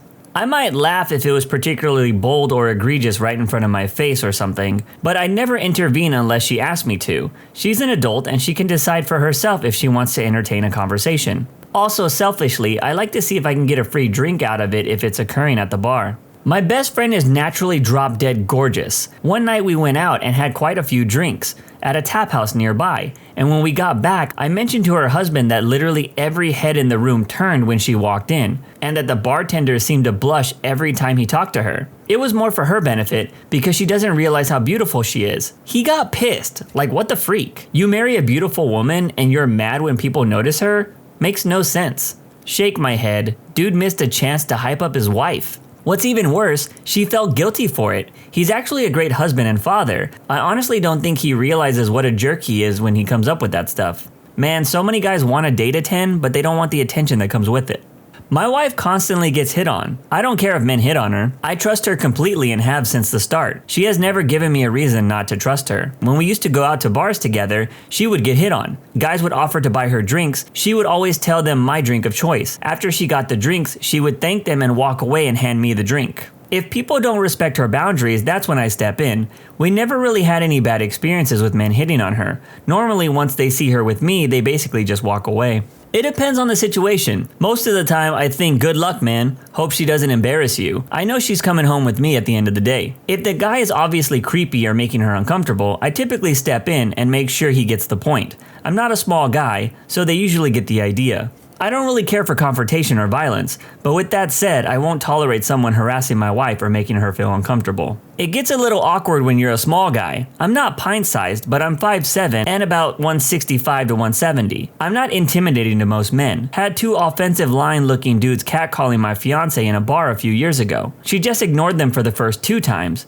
Biggest issue was that they were out with her dad. I had to walk over and explain the situation to the 2 gentlemen and let them know that I wasn't looking for a fight, but I wasn't going to allow it to continue. Luckily, I knew the entire staff at the bar, and the bartender came over to ask if everything was good. I told him, in pretty good Spanish, that I was fine, and if I needed help, I would let him know. I'm super white, but these 2 dudes didn't understand a word of what I said. Definitely helped that the bartender went back to the kitchen for a few minutes afterwards. Yeah, not looking intimidating can be a problem. I'm average size-wise. I was once in a club with my girlfriend, and some guys were harassing her and her friends. Now, I wasn't really in a mood to deal with it, but when one of them tried to touch them, I immediately called them out. They were a bit buff and thought that they would win the fight. Bit of background, I've been doing martial arts since I was 4, and not some recreational stuff, but with actual fighting. I actually met my girlfriend there. I'm usually a pretty mellow guy, but that day wasn't great to begin with. She knew I wasn't in a good mood, and when she noticed, she immediately stood behind me and grabbed my pants and belt from behind. It was pretty effective. If push came to shove, she wouldn't have held me back, but I felt it and that was enough. It was a pretty big commotion, and one of them even tried to push me, but that's when security showed up and threw them out. I think if I would have been bigger, they would have just left earlier, but on the plus side, they were thrown out and couldn't continue harassing other girls. This is one of the main reasons I don't like clubs or being at bars too much. I'm not a drinker myself, so seeing a bunch of dudes being douchey or gross towards women isn't a fun time. If he isn't physically touching her, I would see what her reaction is. If she reciprocates, then I would leave because I just dodged a bullet. If she shoots him down, I make my presence known to prevent any potential negative reaction from the guy towards her. I challenge him to a unicycle cage match. Younger me would be confrontational. Mid-30s me would be curious to see how it goes, and if by some surprise she's into it, then she just revealed something about her and us that I really needed to know anyways. That is a statement to live by. Why would I have to respond to somebody flirting with my girl? I trust my girl. That's why she's my girl. She's an adult and more than capable of handling this sort of situation. Now, if it became too much or he was stalking or abusive or anything over the top, then you have to be dealt with. But if there's just some guy flirting with my woman, great. It validates that I'm with a very attractive, interesting woman that other people find the same. She's a big girl and I trust her. I hope you know what you're getting into, my guy. I'm telling you as a friendly warning. I dated a Marine. I was a Navy corpsman. While she liked knowing I had her back, she also liked standing up and showing guys how tall she really was without heels. Did I mention that she was a Marine? I gotta admit, seeing 3/4 of the men brush off the warning from a short Asian guy, only to find out my warning was valid, their eyes went from her bust to her overtowering them. Oh, by the way, she's 6 foot. I forgot to mention that. I didn't have to worry about her being taken. She had a thing for short Asian men. 3/4 of the men that hit on her were all macho white men. So she got off on showing them her true height. Then she would walk over to me, wrap her arms around me, evidently marking her territory, like a dragon claiming her prince, with a dangerous look in her eye. That got me off. Hey now, it's fun climbing trees. I just keep a close eye on the situation. My wife can be really nervous, but also a bit fiery, and if I see her starting to get uncomfortable or the guy becoming too much, then I'll step in. Other than that, I don't mind. It just proves what I already know. My wife is a beautiful woman. I like to sit back and enjoy the show. My wife is completely oblivious to this stuff, and then later is mortified when I point out that she was totally being flirted with. It's always a good time. I've seen a few guys try it and just feel bad for them. She generally shoves her huge ring in their face and yells at them. Once we were out with some friends and some guy tried to grab her waist. She yelled and slapped his drink right into his face. Most guys would get worked up and defend their girl. I just find it a blast to watch her go off on creepy dudes and put them in their place. She's the best and I love her to freaking death. Cheers to 9 years, my love. Nothing. It's the highest compliment to me when guys hit on my wife at a bar. I'm a 6 and my wife is an honest 8, so it really speaks to my charm if you ask me. Bonus if her drinks are on their tab. Lady of Reddit here. My fiance is a DJ at a bar that I used to work at, so I would go and hang out with him and all my old friends that still work there. I ended up sitting by myself near his DJ set, and guys would come up to my table constantly. When they would ask where my boyfriend was, I would point to my fiance and give them the bro nod. They usually got the point from there. There was this one time when I was like 7 months pregnant and sitting at the high top. This kid couldn't have been more than 19. Comes up and asks me why I'm all alone and looking so sad. First off, rude, and not a great pickup line. So I smile, stand up, and turn to the side to show him my belly and say, "I'm not alone, silly." He looks dumbfounded and walks away without another word. Good times. The "so sad" is such a bad pickup line, but I can totally see my cringe younger self saying that. If you get worried because your partner gets flirted with, then either you have trust issues or your partner's the wrong partner. Because with the right one, you just trust them. And the amount of people on social media with replies with something like, "Well, good luck with that, buddy boy. You're getting your girl stolen," is exactly the reason why you can't find a good partner. They aren't able to judge a good person, trust them, or create a healthy relationship. And sometimes stuff will happen, but why do I get the feeling if you were able to create a healthy relationship, it would happen way less? Honestly, first, I'd probably need to let her know she was being hit on. She is not good at recognizing when a dude is into her, by her own admission. So us being us, I would probably low-key send her this exact text. "You know that dude is trying to hit on you, right? Let's make him think we're serial killers." At this point, we would start totally playing into his advances, but occasionally saying things like, "We can have guests over, right? Everything's sharpened." Or, "I can fit 15 people in my van if they're folded right and not too stiff yet." Or something like, "How long do you think you can hold your breath?" You know, like, against your will. We don't get out much. My girlfriend is a little out of my league. Not to say that I don't clean up nice, but she is a little out of my league. Apparently this was noticed by a guy at a party. He came up to my girlfriend and myself, and since my girlfriend was in the middle of a conversation, he started talking to me. Soon, when my girlfriend was finishing her conversation, he says to me without much preface, "Hey, make me look good." Now, first of all, I have no idea exactly how he expected me to make him look good, but I asked him, "For this girl? This girl right here? My girlfriend? I mean, we could try, but I don't think she'll go for you." He turned pretty red, and without saying much else, he immediately turned around and left the group. I yelled out, "Where are you going? This isn't making you look good." My girlfriend loves when I tell that story.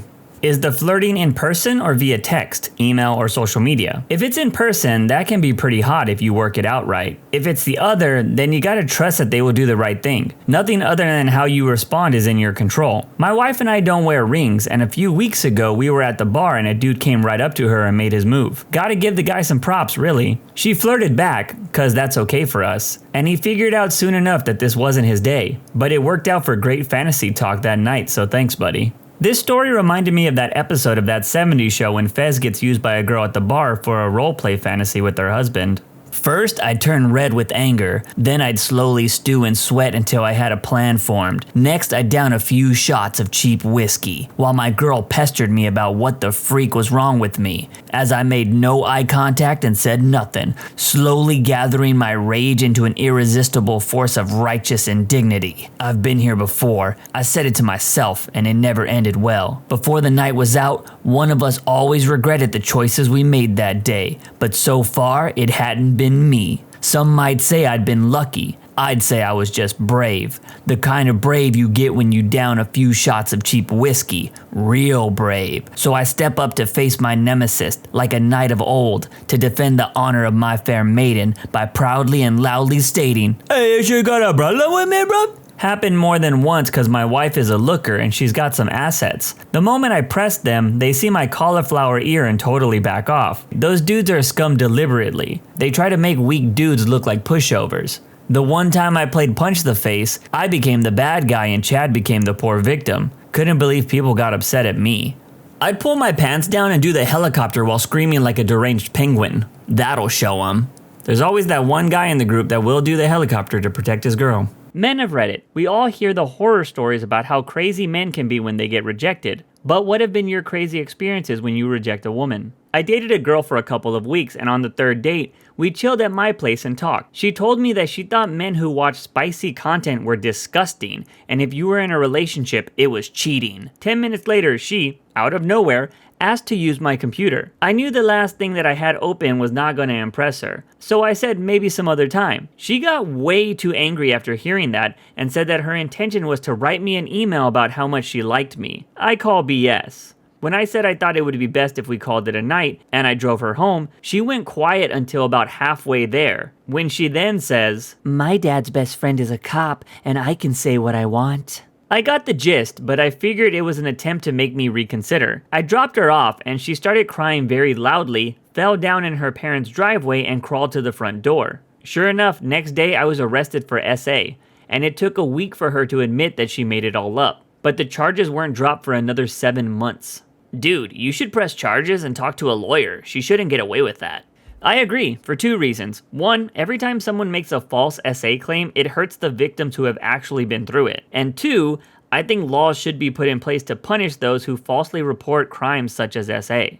I rejected a girl once, then about 2 or 3 months later, I was catfished by her. She was, in her words, only proving that I would end up going out with her anyways, by pretending to be somebody completely different. A police report and a restraining order later, she's out of my life. I bet she's still watching you. Beware. Wait, you were able to get a restraining order? Did she show up at your place or something? From what I've heard, it's not easy to get a restraining order. I knew someone who had to call the police on their ex several times before they gave the ex an injunction. Yeah, I'm actually shocked this person got a restraining order so easily. I've heard horror stories of women not being able to get them for their crazy male counterparts. To be fair, I was totally into this girl at first, so my rejection might have stung a little more. We were friends with benefits, and she was legitimately super attractive to me. Just as time went on, I learned more and more about her, and that made me not want to be with her. Hooking up with her, sure, but not like building a life together. So when she made the move to be more than friends with benefits, and I said no, she told me she was gonna hook up with a dude she knew I hated, film it, and send it to me. They're married now, with kids, so I mean, good on them, I guess. Dude, she's playing the long game. She's probably recorded the marriage, the birth of her kids, and will film getting old and gray with the new guy, and only then send you the final edit on her deathbed. That'll teach him. Went on one very low-key date that she asked me on, and let her know as gently as possible that I wasn't feeling it. This chick pulled all sorts of crap after that. Showing up at random places where I was, pretending it was a coincidence, calls from different numbers, making fake social media accounts to not only try to contact me, but also befriend my friends, made a lot of self-harm threats, made up friends and relatives dying, posting photos of me unaware she was nearby, made up boyfriends to try to elicit jealousy, even a fake pregnancy scare from one of said fake boyfriends. Really didn't understand how she thought this was going to sway my opinion. This sort of crap went on for a while until I moved away for unrelated reasons. This was many years ago now, and I can't even remember her name. I hope she's forgotten mine as well. Another woman pulled the "I'm pregnant" card on me after we broke up, positive test in hand and everything. Drove her to a clinic for a professional test. She wasn't, of course, but what a sick freaking tactic. Yeah, I think it needs to be known how often women use the pregnancy tactic to try and control men, to the point where they will sleep with another man to get pregnant to try and keep the man that they just cheated on. It's wild. She tried to come over to my house and scream at me from the outside. Little did she know my mom doesn't freaking play that crap, and went outside and yelled at her 20 times worse than she ever thought. As a full-grown adult, I had an ex come to my parents' house. While I was there, she had found out on Facebook because I was tagged in some posts, and I guess wanted to talk to me after I had told her that I didn't want to be with her anymore. I had blocked her number and her Facebook after a few attempts to reach me over the last 3 weeks. She showed up to my parents' place and I was helping my dad take out the trash. My mom saw her from the garage and started speed walking towards her car saying, No, get that damn car in reverse, honey." She got to her driver's side window and just started yelling that she should be ashamed to show her face around here, and to have some damn self-respect. I didn't even get towards the car before my ex started backing out. Never tried contacting me again. Thanks, Mom. You're the best. Real talk. What's with that speed walking things mom do? because it's so goddamn terrifying when it's coming for you. When it's pointed at somebody else, it's the funniest looking way to move you've ever seen. But the second you're the target, it's more serious than a late period. And it doesn't matter if it's your mom or not. That's what I don't get. You hear any dad but your own yell and you immediately think, that's not my dad, I'm not in trouble. They could be looking right at you and yelling your name, but you're still not gonna get worried. But if that mom walk starts targeting you, doesn't matter if you've never seen this woman in your life before or not. You start mentally listing all the crap you've done recently that could get you in trouble. I can't speak on the mom walk, but the mom stare is definitely real. My friend once lied to his mom that I got caught smoking at school, which is something I still haven't done to this day, but she straightened her back, stared daggers into my soul, and just said, "You did what?" I panicked and was trying to say something while my friend was just busting out laughing. She slashed my tires when I was at work. My buddies tried to tell me to stay away because she was nutso. I decided to form my own opinion. Conclusion, she was nutso. Does after a breakup count? If so, I was graduating from my master's. I had low self-esteem and my ex was really hinting that she wanted to get married. I didn't. I was super clear on that. She broke it off right before I was about to visit my parents for about a week. I was a bit bummed on my way home and a couple of days after that. Then she called me and said that she wanted to talk when I got back. By then, I had a feeling that she would want to get back together if we got engaged or married. That's exactly what happened. When I get back, she started acting like everything was fine and talked about us getting serious. After that, I sat her down and told her that it was over. I was pissed and she was in the harmful mindset. She even ran to the kitchen and got a knife and threatened to, well, you know. I pulled the knife away from her while getting cut myself and locked her in the bathroom where there was nothing sharp.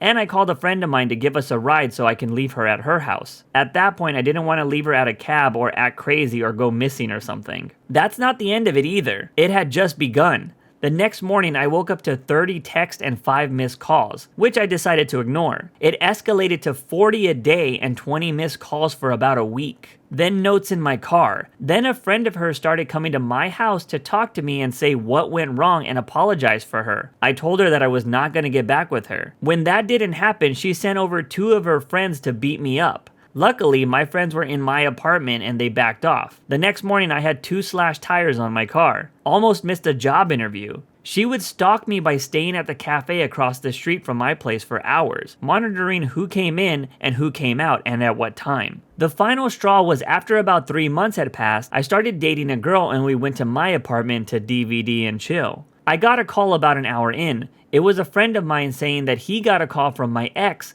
saying that the girl with the brown hair and red blouse, exactly my new girlfriend's description, was too ugly for me and she wanted to mess her up. I ended up making my new girlfriend a nice dinner and had a bottle of wine, so I could stall for enough time for my ex to finally leave her post at the cafe. I ended up changing my car, apartment, cell phone, emails, and after that I haven't heard from her since. Man, that beat up situation sounds hilarious. I just imagine 2 guys knocking on your door, trying to be all tough and threatening you when you answer it. Then you slowly open the door and you have a bunch of friends just over watching the game. Yeah, I don't know what she expected out of that. But yeah, I opened the door and 2 guys were standing there and asked, "Are you OP?" I, of course, said yes, and the guys just started pushing and saying that I broke my ex's heart and that I should be in pain as well. Well, I started with the punches, buddies heard me and they came out, with tons of beer bottles in hand. They started to run away after a friend of mine threw one of the bottles at the floor near their feet. My bet is they saw one too many telenovelas.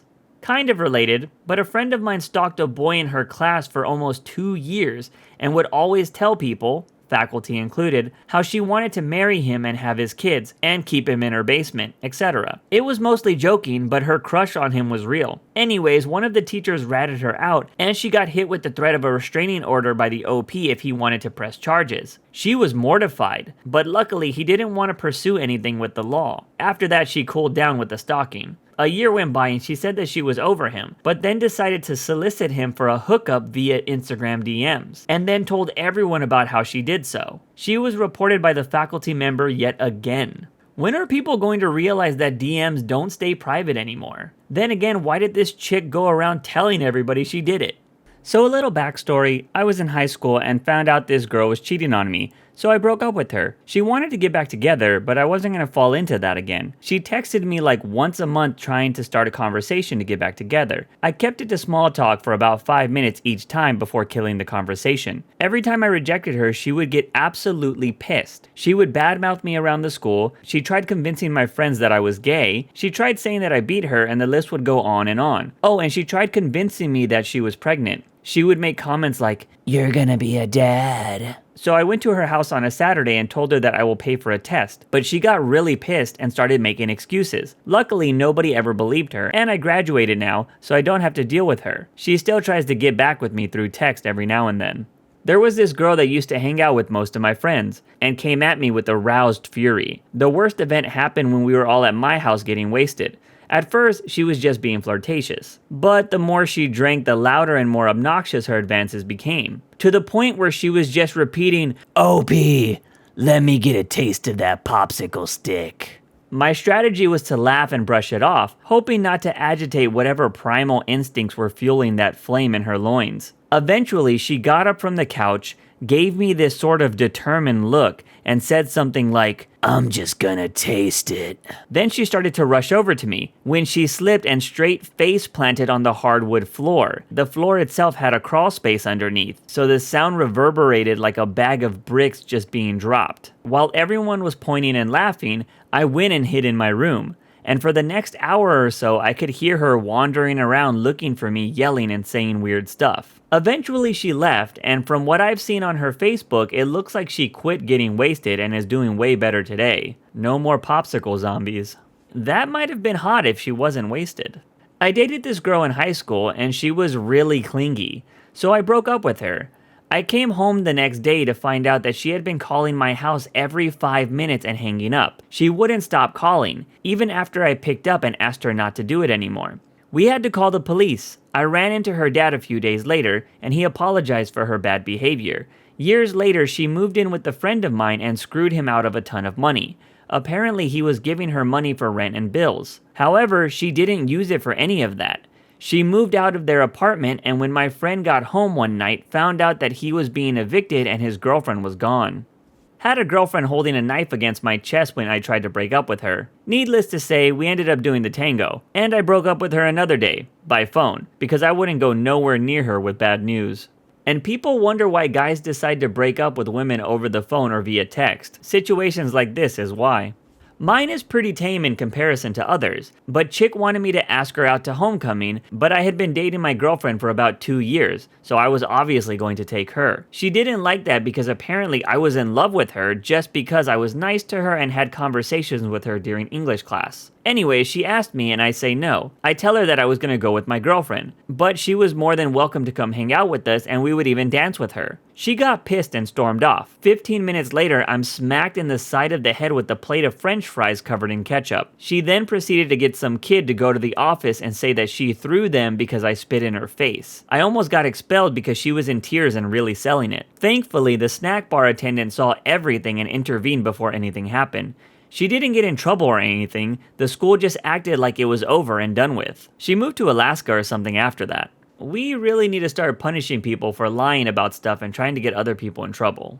I was relatively good looking and popular in high school and was aware that girls liked me. One of those girls was someone I was studying with for an AP exam. She lived a couple of blocks away and would come over when I got home from baseball practice. One night we were quizzing each other and she said something to the extent of, "If you get all of them right, I'll let you kiss me." I didn't get them all right, but she told me that I could kiss her anyways. I just kind of chuckled and told her, "Nope, I have to get them all right." And we went back to studying. Later that night, she sent me an email about how she views me as more than a friend and wants to know if I felt the same way. She was a cool girl and I liked hanging out with her, but I didn't want to date her. So I told her how I valued our friendship, etc. I get that it's a cliche response, but rather than accepting it gracefully, she told our AP US history teacher I was harassing her. This history teacher was also my baseball coach. Now, if you watch American teen movies, but you didn't play sports, you probably think that my teacher/coach told me that we would speak about it later. Then we would have a good laugh about it in the locker room. If you actually played sports, you're probably aware that I was benched for the next game and spent the next couple of practices running laps around the perimeter of the field. I guess it's not really a horror story per se, but it's still a crappy thing to do because a guy turned you down. We were friends and hooked up a couple of times. I told her I didn't want to hook up with her anymore because I was interested in somebody else. We talked on and off for a bit, but never really hung out because of our history, and I didn't feel comfortable with seeing her in person, except strictly platonically. Then one day, she texted me saying that she was SA'd and that she needed someone to talk to. I call her to see if she was okay, and she was bawling her eyes out on the phone. I made an exception about not seeing her in person this time. When I was with her, she ran to me and cried in my arms for a little bit, then slowly started reaching into my pants. I told her I wasn't into that, and she went off. She started screaming about how I could reject her in her time of need, that she just needed somebody to care about her, love her, to hold her, and to touch her, etc. The real kicker though, somewhere in her rambling, she said that she completely lied about the whole thing. I dropped her off a block away from her house, told her to get the hell out of my car, and just ghosted her after that. Like I've said in this video already, we really need to get some strict laws about people lying about serious things. This is about my sister-in-law's best friend. I couldn't stand being around her. She was obnoxious, stupid, and dressed like a $10 lady of the night. My brother and sister-in-law were always planning date nights for the four of us, and then they would find a way to recede into the night so that the two of us would be alone. I was nice at first, but then her flirting went into overdrive. She was always smiling at me, caressing me, and laughing at my jokes even though I wasn't trying to be funny. I had to put the brakes on everything and become short with my answers and practically sat on my hands. I wanted to make sure I wasn't sending any signals out. After several get-togethers, she finally got the hint. Unfortunately, she couldn't handle the rejection and started bad-mouthing me to everyone with the listening ear. I was confronted several times by my family members and mutual friends about how mean I was to her. I was even told that she told someone I didn't even know that I got wasted and started grabbing her. She couldn't handle rejection like a grown-up, so she made me out to be the jerk. I was dating a girl, she was about 20 and I was about 22 at the time, and things were clearly not working out. And the only thing that kept me from ending things was that I had left my favorite John Mayer hoodie at her place and couldn't figure out how to get it back without a whole bunch of awkwardness. I decided that there was no way around it, so I called her to tell her that it wasn't working out and that we needed to end things, and that I'm coming over to get my sweatshirt, but she could leave it on her porch if she didn't want to talk to me or see me. No luck there. I pull up to her house, and she is standing in her front yard. My hoodie is laying behind her in the grass. I get out of my car, and before I can say anything, she starts yelling at me. I should mention that it was a nice mid-June evening, and many of her neighbors in this idyllic picture of suburbia were sitting on their porches and got to witness all of this. This goes on for about 13 minutes, non-stop, with her going on and on while I say nothing. Finally, she runs out of things to yell, and she is finally catching her breath. So I ask, "Can I have my hoodie back?" She throws it at me, and I bolt for the car and out of the driveway before she can start up again. The best part? My hoodie was unharmed. I'm not gonna lie, when I first read this story, I laughed when they said John Mayer hoodie. I guess his girlfriend's body wasn't a wonderland. I figured why not end the video with a personal story. I don't know if this would be considered a rejection officially, but I did date a girl for 5 years that handled the breakup pretty terribly. Like I stated, we dated for over 5 years, and I can honestly say that it should have ended 2.5 years earlier. But hey, when you're a young guy, you think more with your little head more than your big one. Well, fast forward to me finally getting the courage to break up with her. If you need to know the final straw, she kept talking to me about some work trip she was going on and how it was going to change her. And I knew what that meant. She was going to do a bunch of things that I would hate or disagree with. Once I did this, I felt a sigh of relief, but also like a dummy, I jumped right into another relationship because I thought that was a smart thing to do at the time. Well, one day, my idiot self sent a text to my ex that was meant for my new girlfriend, who my ex had no idea existed. She thought I was still single. Well, the month that followed had my ex calling my mom, telling her that she was pregnant, which made my family freak out on me. Don't worry, the baby wasn't mine, and if I remember correctly, she didn't even have a baby for another 2 years, so that was a lie. She also called my mom while my new girlfriend was at my house to inform me that she was at a crisis center because she was thinking about ending it all. Oh, and of course, since Facebook was all the rage at the time, she found my new girlfriend and decided to talk to her. That was on top of other things like she would tell me that she downed a whole bottle of Everclear, falling asleep in a bathtub full of water, and about how she destroyed her brand new car that I made a couple of payments on. Basically, she was trying to do everything she could to ruin my new relationship. I also believe she randomly showed up at my house once or twice. So it's safe to say she didn't handle things well, but to be fair, my new relationship wasn't going to last that long either anyways, because I found out that my new lady was hiding 2 kids from me and lying about them being hers. That's it for this video. When you subscribe, make sure to hit the bell to turn on notifications. Put the playlist on in the background to finish listening to all the stories. And if you like Am I the Genius, give Am I the Jerk a shot. It's linked in the description too. Either way, thanks a lot for watching and we'll see you guys next time.